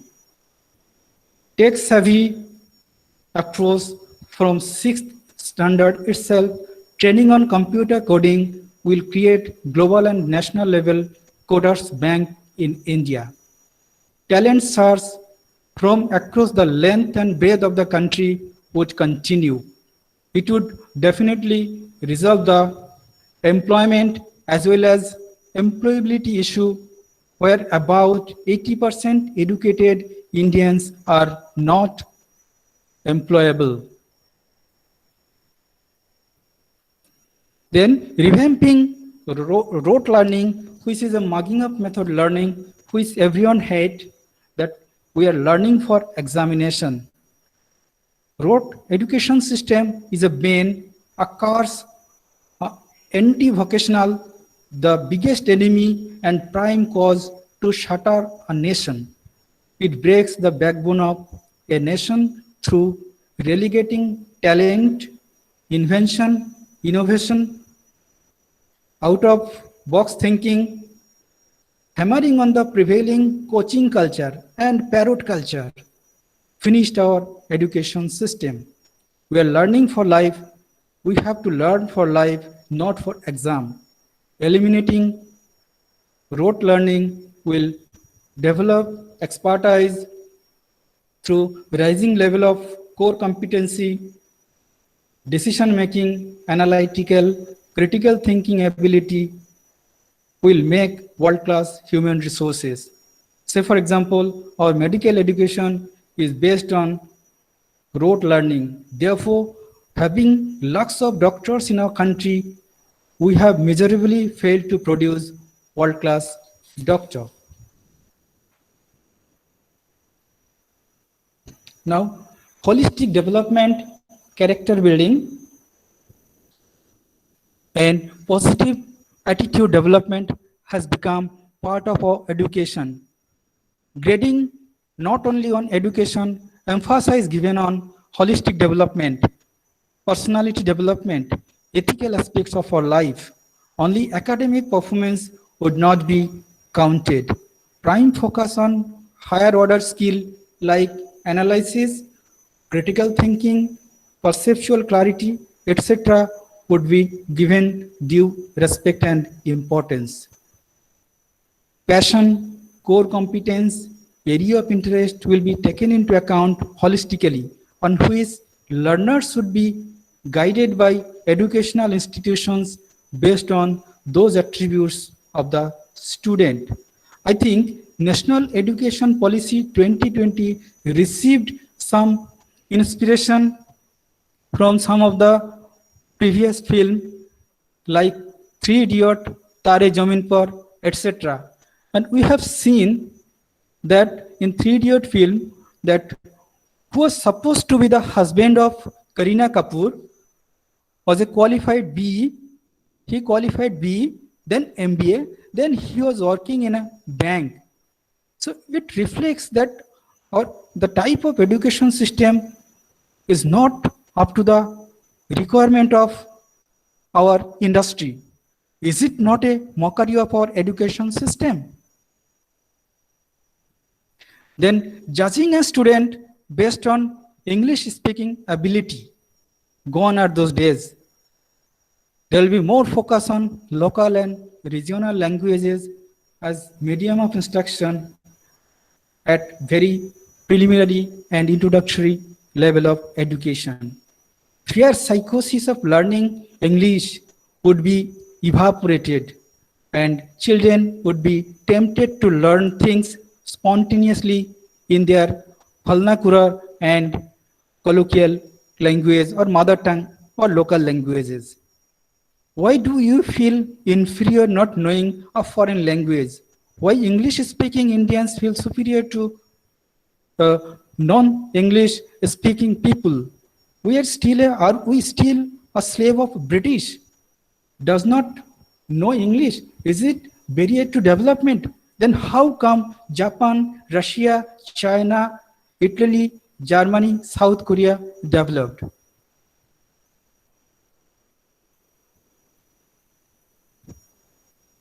Then the policy introduced technology-based education, e-learning apps, through e-learning apps, online courses, satellite-based TV channel, etc.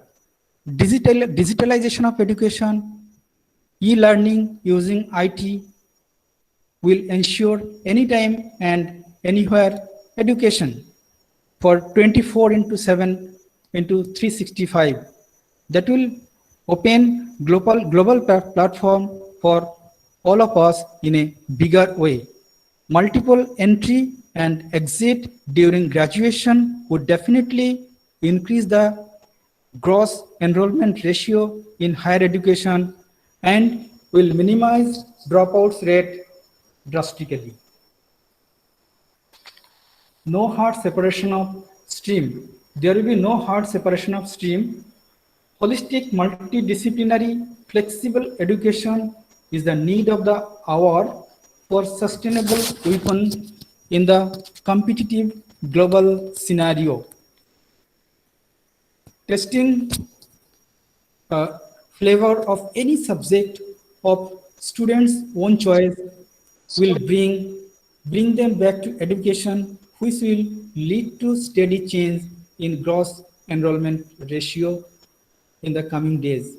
In order to eliminate harmful hierarchy among and the silos between different areas of learning, it is wonderful move through National Education Policy 2020. Foreign university campus, allowing many foreign university campus in India, it will pave the way to globalization and internationalization of education in true sense. Will create opportunity and invite challenges for all stakeholders. More number of foreign students will impart education in India due to this, and our revenues will be generated, which will strengthen our economy. Then many, it may stop outflow of our students towards the developed nation like US, UK, Japan, Australia, and many other countries. Then it will also minimize the brain drain. Similarity in the course curriculum of developed nation, number of foreign students will increase, will build strong relationship with those countries as well. Then coming to the next slide, that is teacher-student exchange. It will help attaining a global standard of additional number of Indian teachers. Naturally, cross-cultural sensitivity will be enhanced. Cross-cultural knowledge, skill, attitude, training will be imparted, which will pave the way to unity in diversity of the world through rising level of tolerance among the educators. Then let us discuss some of the confronting hitches, starting from that is the policy aversion. Education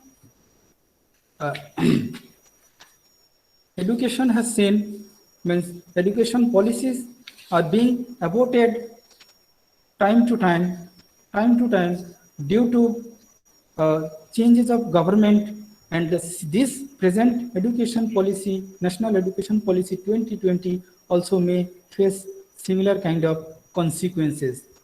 There may be change of policy.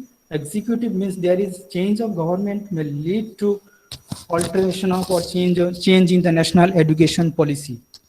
Executing such a means gargantuan task demands resilient leadership with flexible holistic approach. There is a dire need of eliminating existing facility bottlenecks, including physical and IT infrastructure building. National Education Policy 2020, it's not a legal or constitutional document, therefore it has got no legal status. It has streamed the role of the state government, that too in a federal structure like India. The National Education Policy 2020 is very much silent on commercialization of education. Privatization will come to forefront, and many cases our fingers would remain crossed. But these are many confronting hisses, but there are some rays of optimism, rays of hopes. National Education Policy 2020 will bring socio-economic revolution in India. The future generation will cultivate global competitiveness. Golden period of education will come back. India would become true global education hub of the world. It would be putting a relatively permanent pause on brain drain. As I have already said, India would turn into human capital of the world that paves the way to economic capital of the realm. Ultimately, National Education Policy 2020 will help attaining slogan coined by our Honorable Prime Minister Modi, which will substantiate the slogan Sabka Saath, Sabka Vikas. Then the concluding remark, I would like to end with the chanting a song sang by Atul Prasad, who was the adherent believer and fearless preacher of Indian reawakening. He wrote, chant, chant, chant all with a clarion call, India will regain again best place among all. Thank you all. Thank you, sir, for such a beautiful presentation. It was really optimistic insights, and your presentation helped a lot. The way in the presentation one where you mentioned about the Three Idiots and the Tare Zameen Par, actually they did a mockery of the Indian education system which was prevailing earlier, and it was really an insightful. Thank you, sir, and for presenting us with such a wonderful insight. Next, we're moving to the last presentation of today's webinar, which will be presented by Dr. Surya Prakash.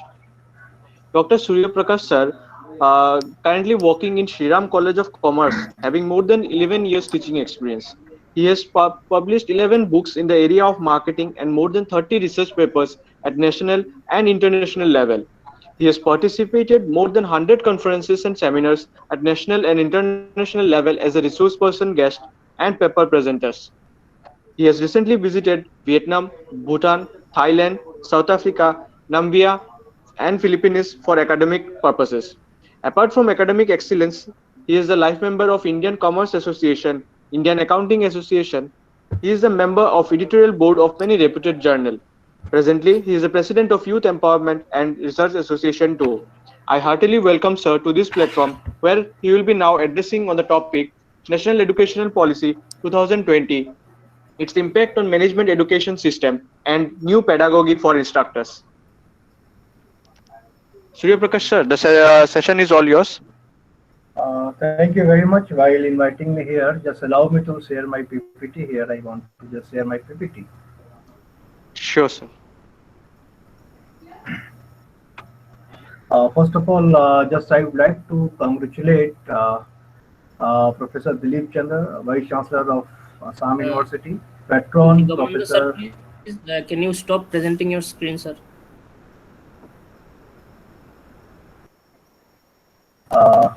Surya Prakash sir, make the on. Yeah. Thank you.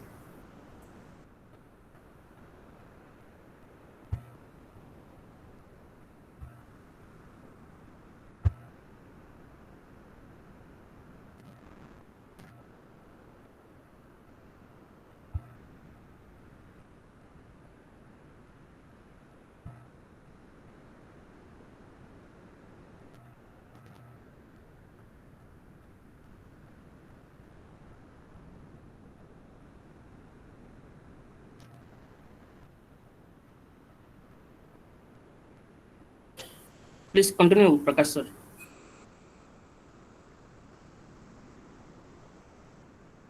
Just I want to just share my PPT first.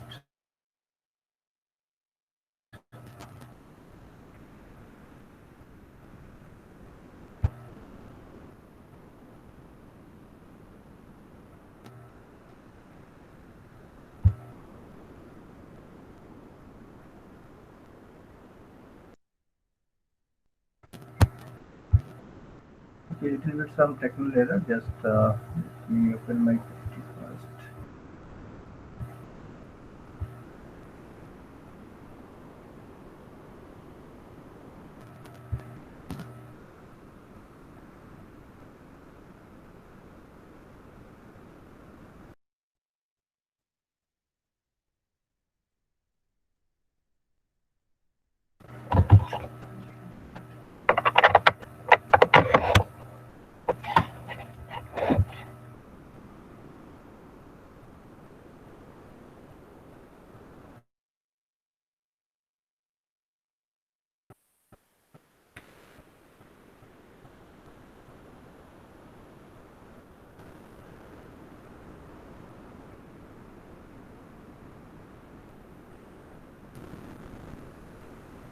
sir, can you listen to us? Yeah. Please continue. I prepared this. You want to share your PPT, then you can touch the screen above. Then there you will have the option to share. Yeah.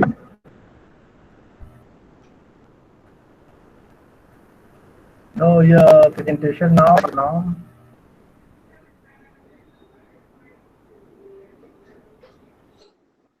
Three dot in the screen. There are 3 dots. To touch the 3 dots, then you will have the option to present screen.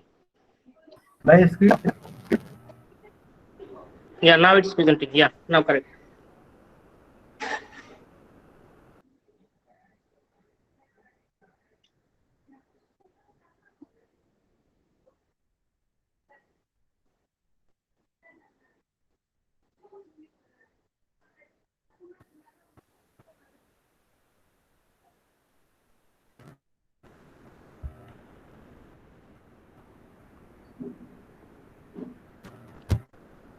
It is visible to you people? Yeah, visible. Okay.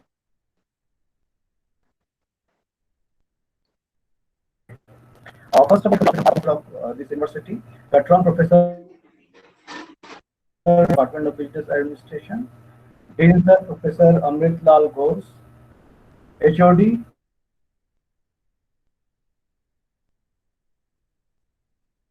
Department Professor Ram, Dr. Dibjyoti Chaturvedi, and all his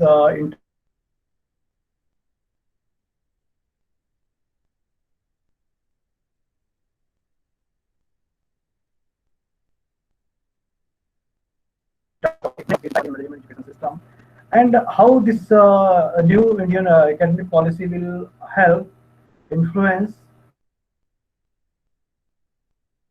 Indian management education system. See, in education, this reform after 1968, 90 is 2020. In this particular theme, after this, it has been realized there is global platform, global arenas where this particular theme has replaced this policy as University Grant Commission, AICTI, with higher education. Just we have opened up our market. Earlier we have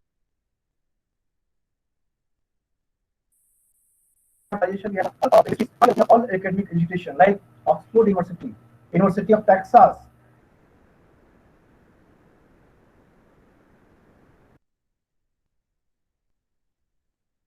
London School of Economics, and just open up their centers in for the education in our country.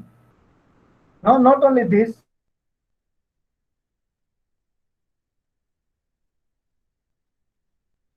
reintroduction in Delhi University. Most of the students are wish to visit in abroad.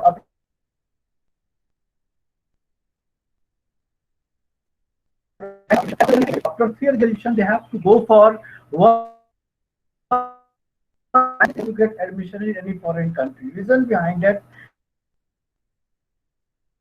nations a 4-year graduation degree is still in member for 4 years.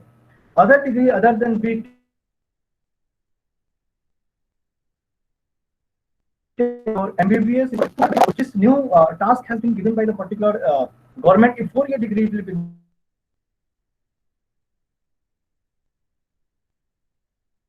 there, then there will no be going for the higher education purpose. And in foreign, the 4-year degree is there.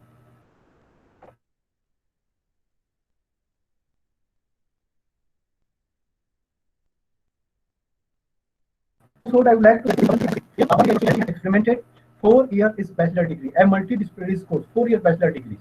And after 4-year bachelor degrees, you will have only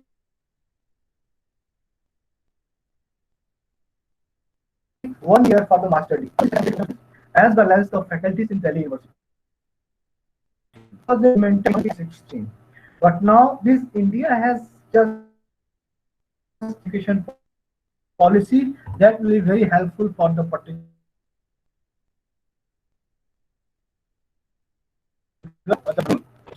policies. 10+2. Now new academic structures in our country.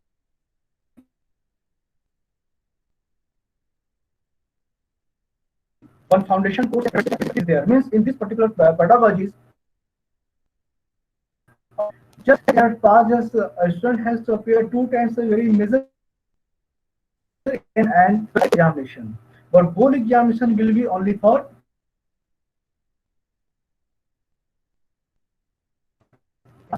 three years, and in this foundation course only age to 3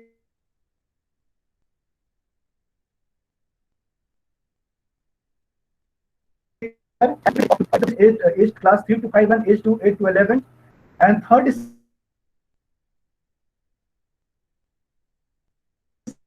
real estate where age to 14 and class 6 to 8, and earlier 4 year 9 to 12 where we have to pass the secondary school like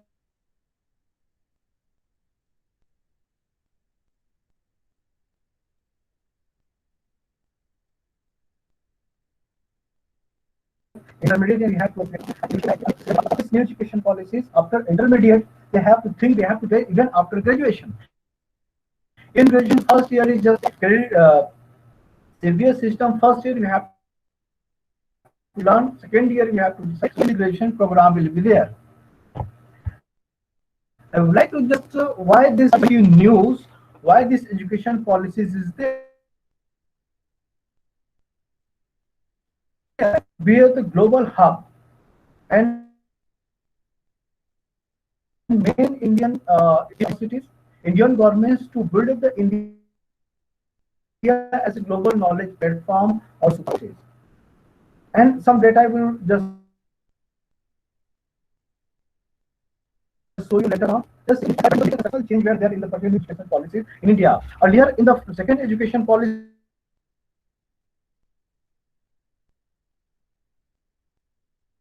no major changes. Only 1968 education policy has been reformed and slightly but major change were there in 2020 recently.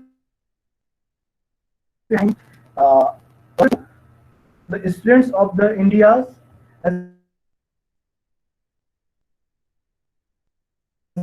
work in this is the burning issues and burning highlights, and why this very burning conducting such a beautiful conference on these particular issues.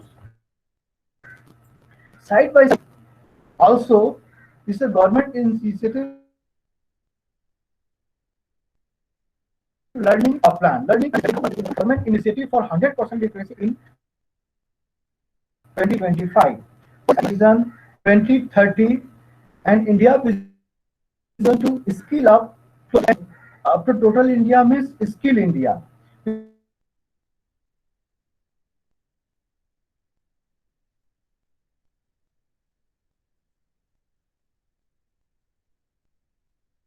In 2030, it has become the literate one, and in graduation level there is first flexible, holistic, and multi-physical graduation level, and earlier it was its 10 level. Students are mature enough. Most of the countries as students decide their careers, their path, their where they want to go in graduation level.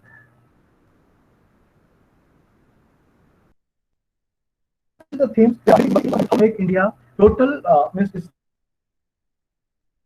India and make India 8% literacy by 2025. This is the initiative, and also we have used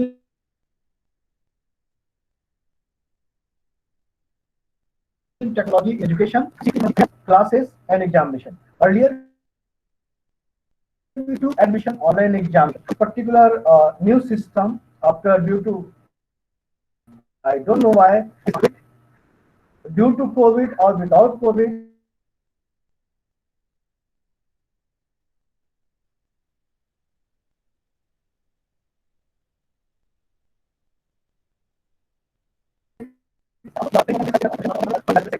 So this is the technology in education has been very useful, and education has been totally based on the technology. An autonomous body of technology forum will be created for the exchange idea on use of technology management, planning, and administration of the particular academy. And digital content and capacity building will up to the. So government has tried its level best to make all teachers techno-saving particular person. Not in a position to take online classes with technology and financial economically because society for the upgradation of that particular episode. Digital India Muhim has been taking highly speed, and we talked about the Google Meet, WebEx Meet, Zoom classes,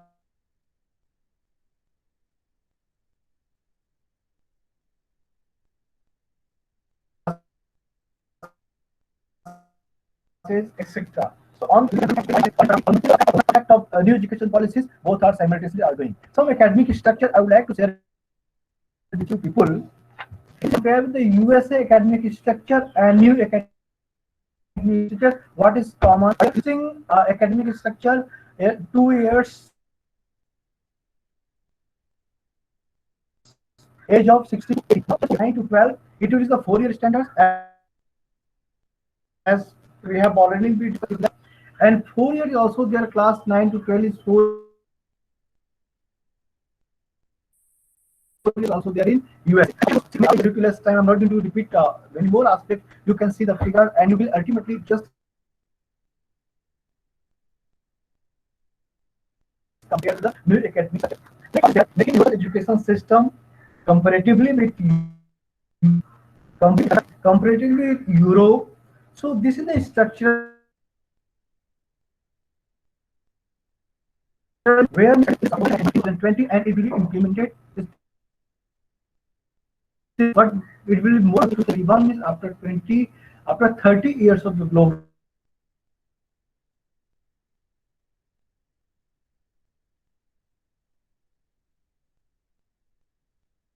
Like European academic system, so that our student will not suffer by getting admission in foreign nations after completing their class 2. Now, some education policy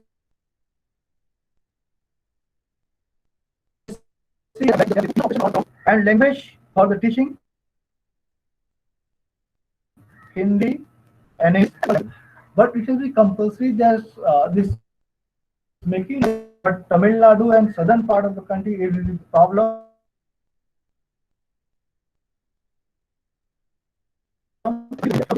in our country, but other foreign country compulsory education is till 9. Total number of Indians staying in US in 2000.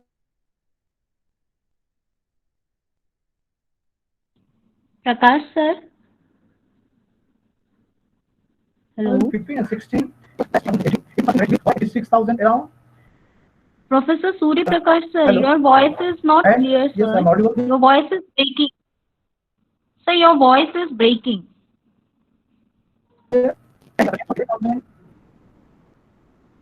Audio is not clear, sir.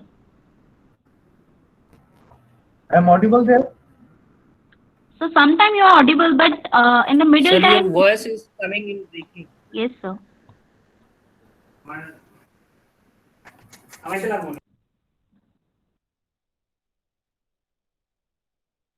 Epic policy.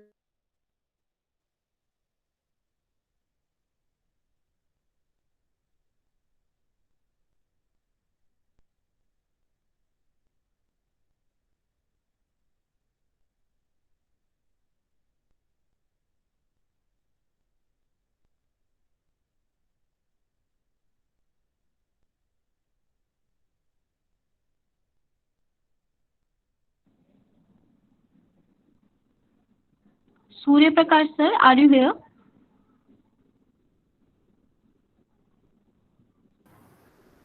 I think there is some network issues at the end. of our fifth resource person, Dr. Prakash. So it's very disheartening that in the middle we have to end his session. Anamika, can you continue the rest part? If Surya Prakash sir is hearing us, so thank you, sir. Whatever you have said, your voice is not so clear, but thank you for your valuable thoughts.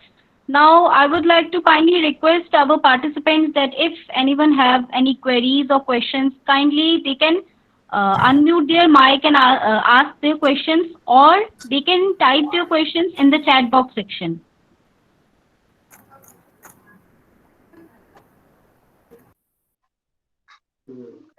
Hello. The Q&A session will be for 10 minutes. We are already delaying in the session as per schedule. So we'll have 10 minutes for the Q&A. Kindly continue. Hello. Yeah. Yeah, Shumit sir. Continue, sir. Very good afternoon to all of the participants and my respected superiors. Actually, my question goes to Nigamananda sir, which is I'm really known to him also. As he mentioned in his during the session, as a language part, that Yes. lots of that outsources countries like Japan, even all those countries, they are preferring their own languages. But in our India, we prefer English languages. There is a huge gaps because of we prefer the English language. We work as a global part. We make it as a global part in a English basis because we rolled 200 years through the British years, and that time we thought that if we talk within English, we would like to the smart and chartered persons.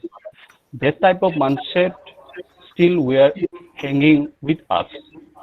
So my question goes to Nigamananda sir. That what kind of how he produces a language is a barrier as a type of the English language if he chooses the medium English. Okay, I'm not talking of language creating barrier. Rather, I'm emphasizing that initial education should be imparted through local language, mother tongue, or regional language. It has already been to be introduced in this national education policy. Definitely, we have to learn English. It is international language, and the problem of India is that here we have multilingual culture. We have more than 19,500 local languages and more than 15 regional languages. So there is huge heterogeneity. Is there any resource person to answer the question? And in Japan, you see the homogeneity is there. Only they speak in There are also some Japanese questions language coming in only, chat. right? So therefore, I am not just opposing learning English. Rather, initially we have to learn our mother tongue very well, and we should feel pride of our mother tongue. You see, before pre-independence time, we used to, there is no English speaking people were very less, and there is a research paper on that language and nationalism. If you understand if you love your mother tongue, the love for nation will be more. There is a direct correlation between language and your nationalism. If you love foreign language, definitely to some extent there is a question of your nationalism. But for the I request purpose of Ranjit sir to answer few questions. yeah, but for the purpose of livelihood, for purpose of becoming international and global, definitely we should learn English. I'm not opposing learning English, okay? But we should also love our mother tongue. Sumit, is it clear to you? One Have question you is understood? from Yes, sir. Dr. Kalyan Roy. From which class onward the students will be required to choose the stream as per new NEP, whether it will be effective from 8th standard onwards, or it will be same like it's now. Any idea? Any idea, Now, sir? Ranjit sir? yeah, this stream system has now it's done away with. Now there is no streaming like in the earlier 10+2 stream that after class 10 we have to choose one stream, science, arts, or commerce. Now there won't be any streaming. It may so happen that one student may opt one course on physics, and second course on accounting, and third course on political science. It is absolutely up to the wish of that students how actually he wants to pursue his career or her career. So there won't be any streaming in the new education policy. Is that clear? It is just to substantiate, it is true freedom as far as this means language education is concerned. This is the second, I believe, that independence for our nation. What I feel as far as education is concerned, we can choose our own subject, we can speak in our own language. Okay, all barriers are will be evaporated through this national education policy. Let me just also supplement one more thing. The language thing is that especially in the younger days, learning the foundations of science, maths and other skills, here language plays a very important role, and it can understand the foundations more easily. And as you grow up in the higher, further up in the more higher classes, then you can switch over to English and so on.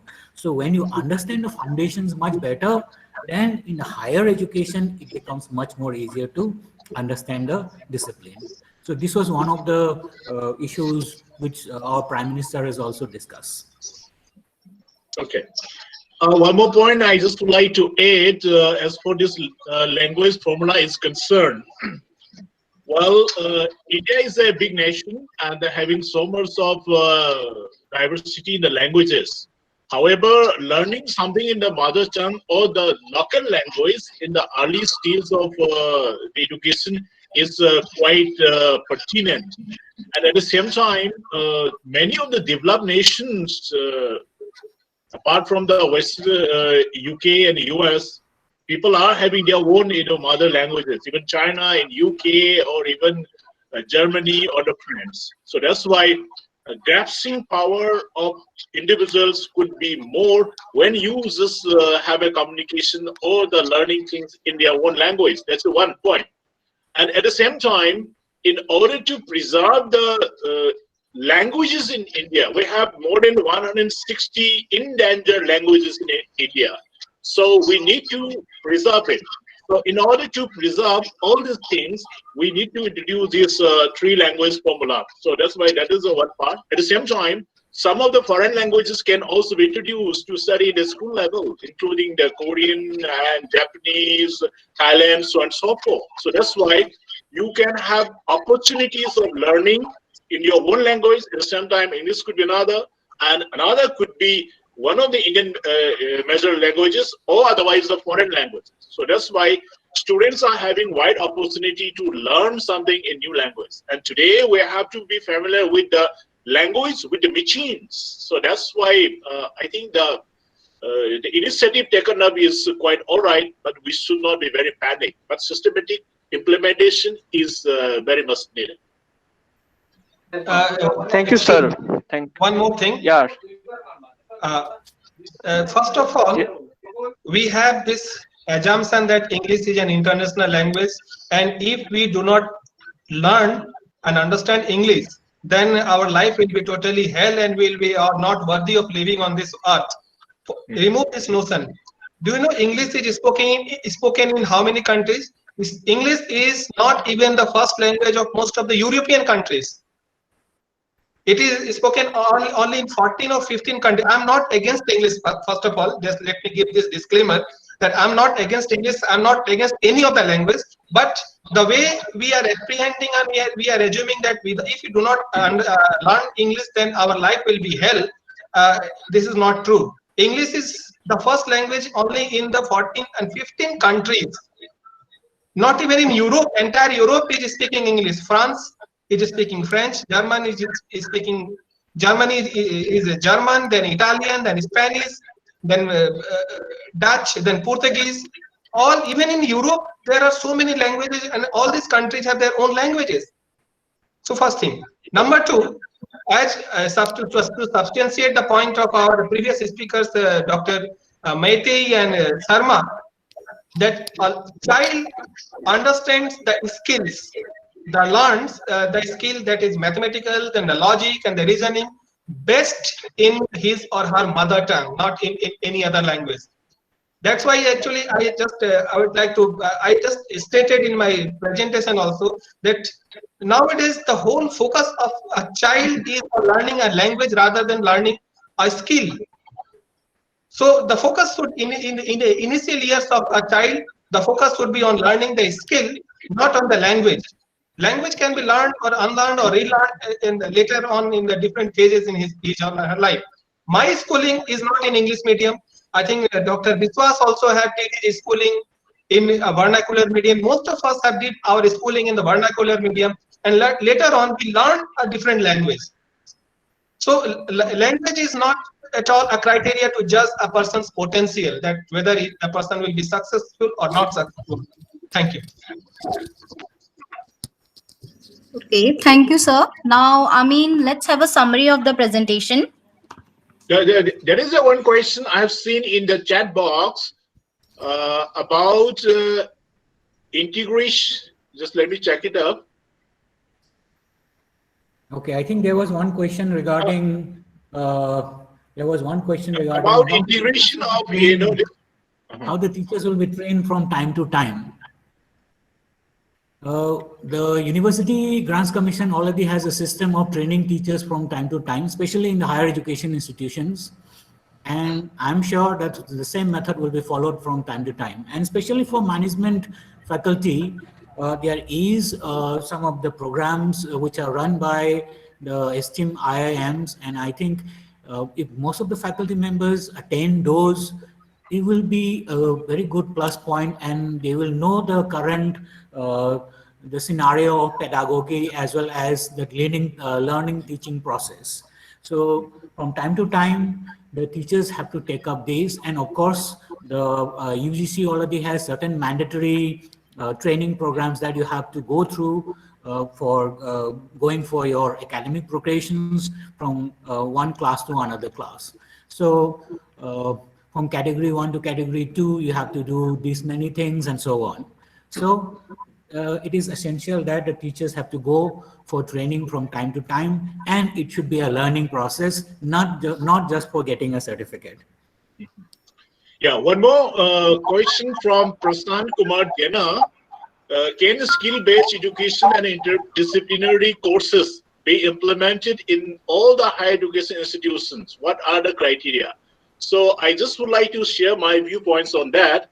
Yes, we can just incorporate the skill-based education and the interdisciplinary courses in the higher education institutions too. So that's why a multidisciplinary approach could be adopted, and that's why UGC had already asked to design a curriculum irrespective of the streams of study based on the choice-based credit system.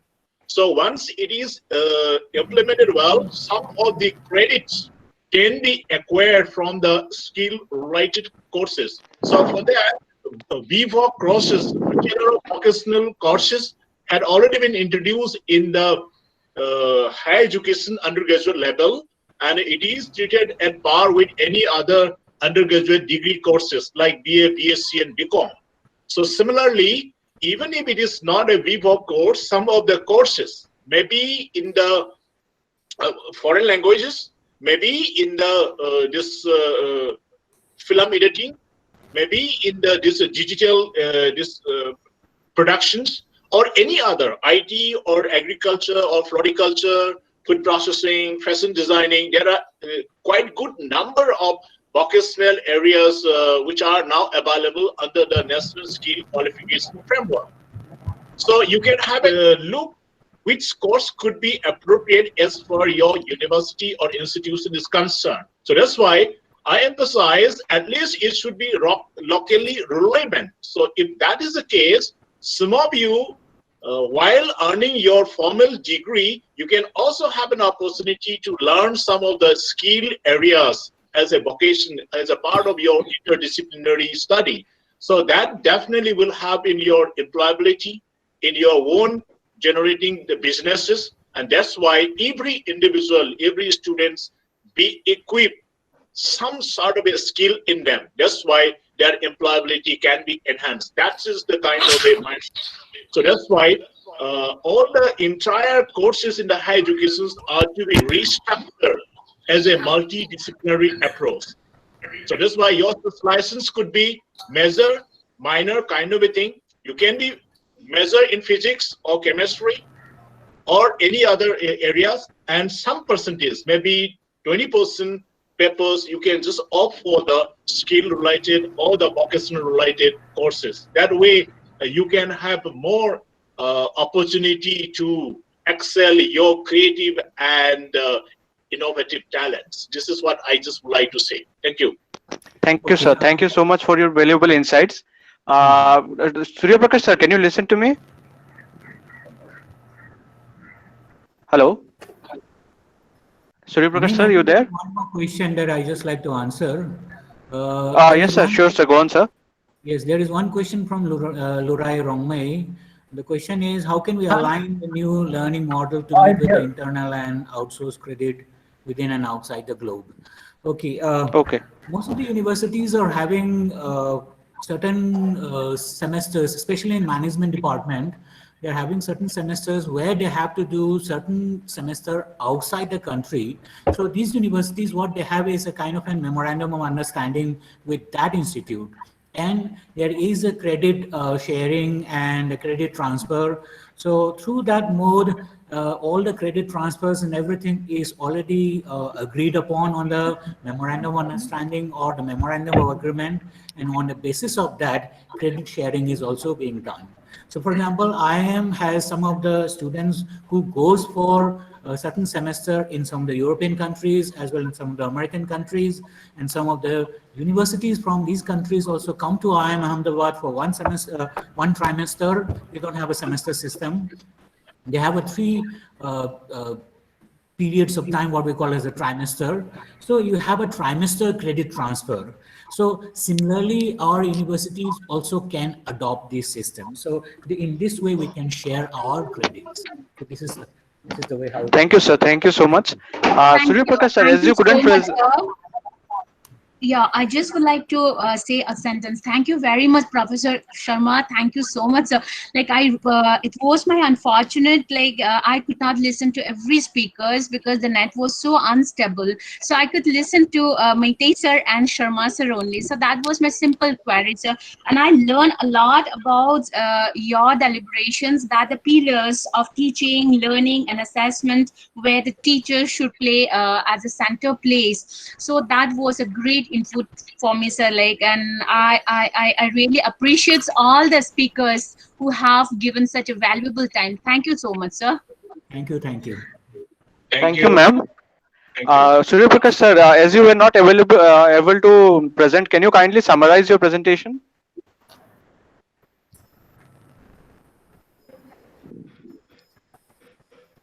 Hello, Surya Prakash sir, can you listen? I'm speaking here. Yeah, as you cannot able to conclude and present your presentation, so I would like to kindly request you to. I think Yes, sir, you are audible, sir. Yes. Just in pedagogy system, this education system, and this education system, and in the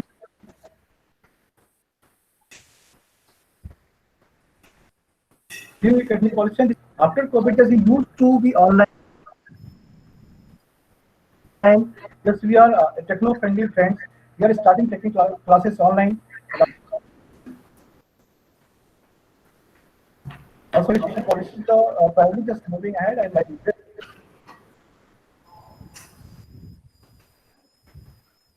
So thank you very much. Disturbing, sir. Audio is still disturbing. Okay. Anyways, sir, he has concluded, and we couldn't listen to him properly. So, as we have already delayed past 1 hour, as we already have delayed 1 hour, so we'll just summarize this session and we'll conclude. Anamika, can you listen to me? Yes.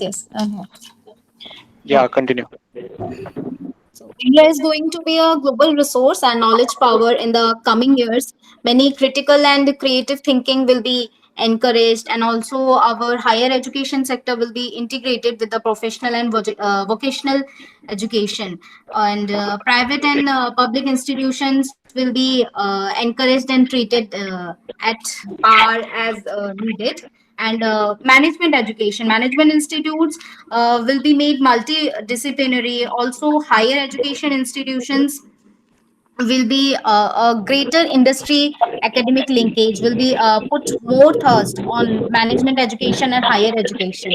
And it is really implemented that if we bring this revolution in our country, then it will be very good, because education is the most powerful weapon which can be helpful to change the world. And not I will not only talk about our learning of mother language or learning of any language.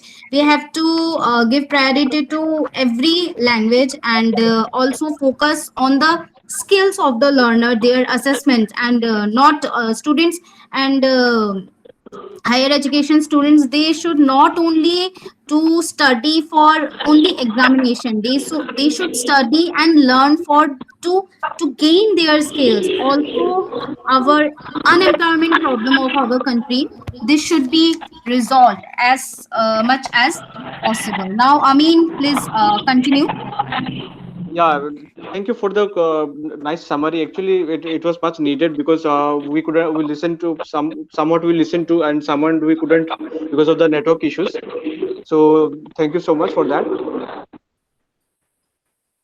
Now we also have learned today is about the shift from the 10+2 model, and also some major challenges the top universities has to undergo and they have to recover. And as Shashi Kumar sir already nicely said, that education has now have three pillars, that is teaching, learning, and investment also is there. And being innovations, also innovating ideas also are coming up. And from the Maitri sir there, he has mentioned very good point that India is going to be a global resource and knowledge power in the upcoming years. And today's youths are tomorrow's future. Think about the potential of the youths and utilize them. It's actually a good point what sir has made. And the areas of concern what Maitri sir has mentioned is the vocational studies and skill education, which is actually a more important topic need to be focused on. And also he has mentioned about multiple entry and exit at UG level. So that's an also a very interesting point, and India should cope up. So as the new policy has been implemented, there are many pros and cons of it. So with the coming time, I hope it will be all right, and everything will be given a good shape with course of time. So to conclude my summary, I thank you. I personally thank you to all the resource persons for their valuable time and effort. We have been really enriched by the thoughts and knowledge shared by our resource person, and it indeed was a star mark to the webinar. Now, I would kindly request our respected Dr. Jutika Konwam ma'am, Assistant Professor, Department of Business Administration, Jawaharlal Nehru School of Management Studies, Assam University, Silchar, to kindly deliver the vote of thanks. Thank you, Amit. Good afternoon, all. Honorable Vice Chancellor, Assam University, Silchar, Professor D.C. Nath, the chief patron of today's webinar, our most valued invited resource persons, dear participants, ladies and gentlemen. It is my privilege to offer a vote of thanks on this occasion. I, on behalf of Department of Business Administration, Jain School of Management Studies, Assam University, Silchar, and the entire organizing team, and the entire teaching learning fraternity present here today, and on my own behalf, extend a very hearty vote of thanks to all the resource persons for gracing this webinar with your valuable insights. We are also very grateful to all the participants of this webinar, without whom this program would not have been possible. I must mention our deep sense of gratitude for Honorable Vice Chancellor Sir for his never-ending support and encouragement in all our efforts. I would like to take this opportunity to place on record our hearty thanks to the Assam University Administration Department for their support. I also extend my thanks to Dean Professor A.L. Ghosh, Jain School of Management Studies, and Head of the Department, Professor H. Ramananda Singh, Department of Business Administration, for their guidance in making this webinar a success. Finally, ladies and gentlemen, an event like this cannot happen overnight. The wheel starts rolling weeks ago. We are fortunate enough to be backed by students and faculties of Department of Business Administration, led by the coordinator of this webinar, Dr. Divjyoti Chaudhary. I extend my thanks to all of them. Once again, I thank one and all for being here with us today. It has been a great pleasure. Now, I would like to hand over to Anamika to finally conclude the session. Thank you. Thank you all. Thanks to all. Namaskar. Thank you, everyone. Thank you. Okay, bye-bye. Now I would like to kindly request to everyone, if possible, please stand up for the national anthem, which I will sing now to mark the end of today's webinar. So kindly, if possible.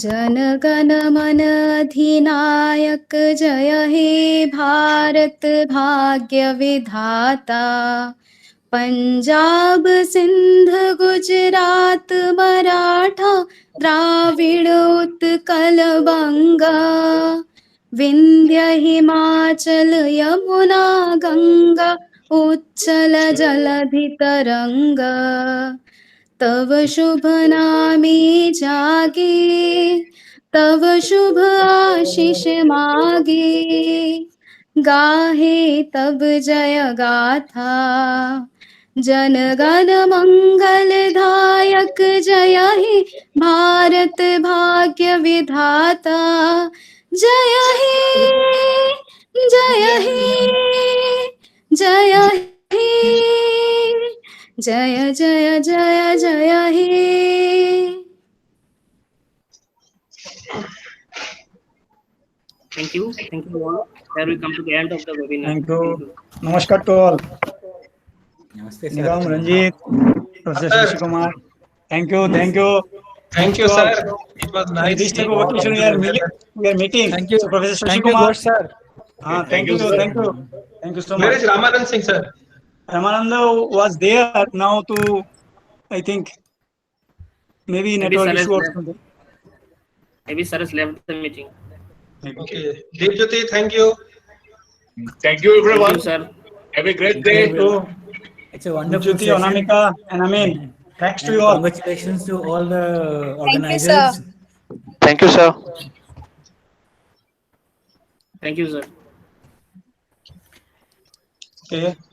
Thank you so much. Okay, So then. we'll be meeting Feedback link again. will be shared in email, WhatsApp, and Telegram later on. Okay then. Thank you. Then we'll call it a day. Okay, sir. Thanks. Thank you.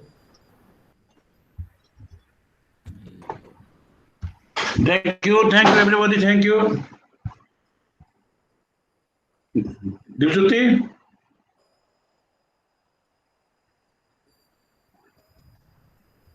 Thank you, Raman sir. Oh, thank you, Nigam. Thank you, Dr. Nigam. Sir. Thank you, sir. Dr. Nigam. Thank you, Ranjit. Dr. Thank you, sir. Ranjit. Thank you. Thank you very much. Thank you, Professor Sharma. And thank you, Professor Yvonne Maite.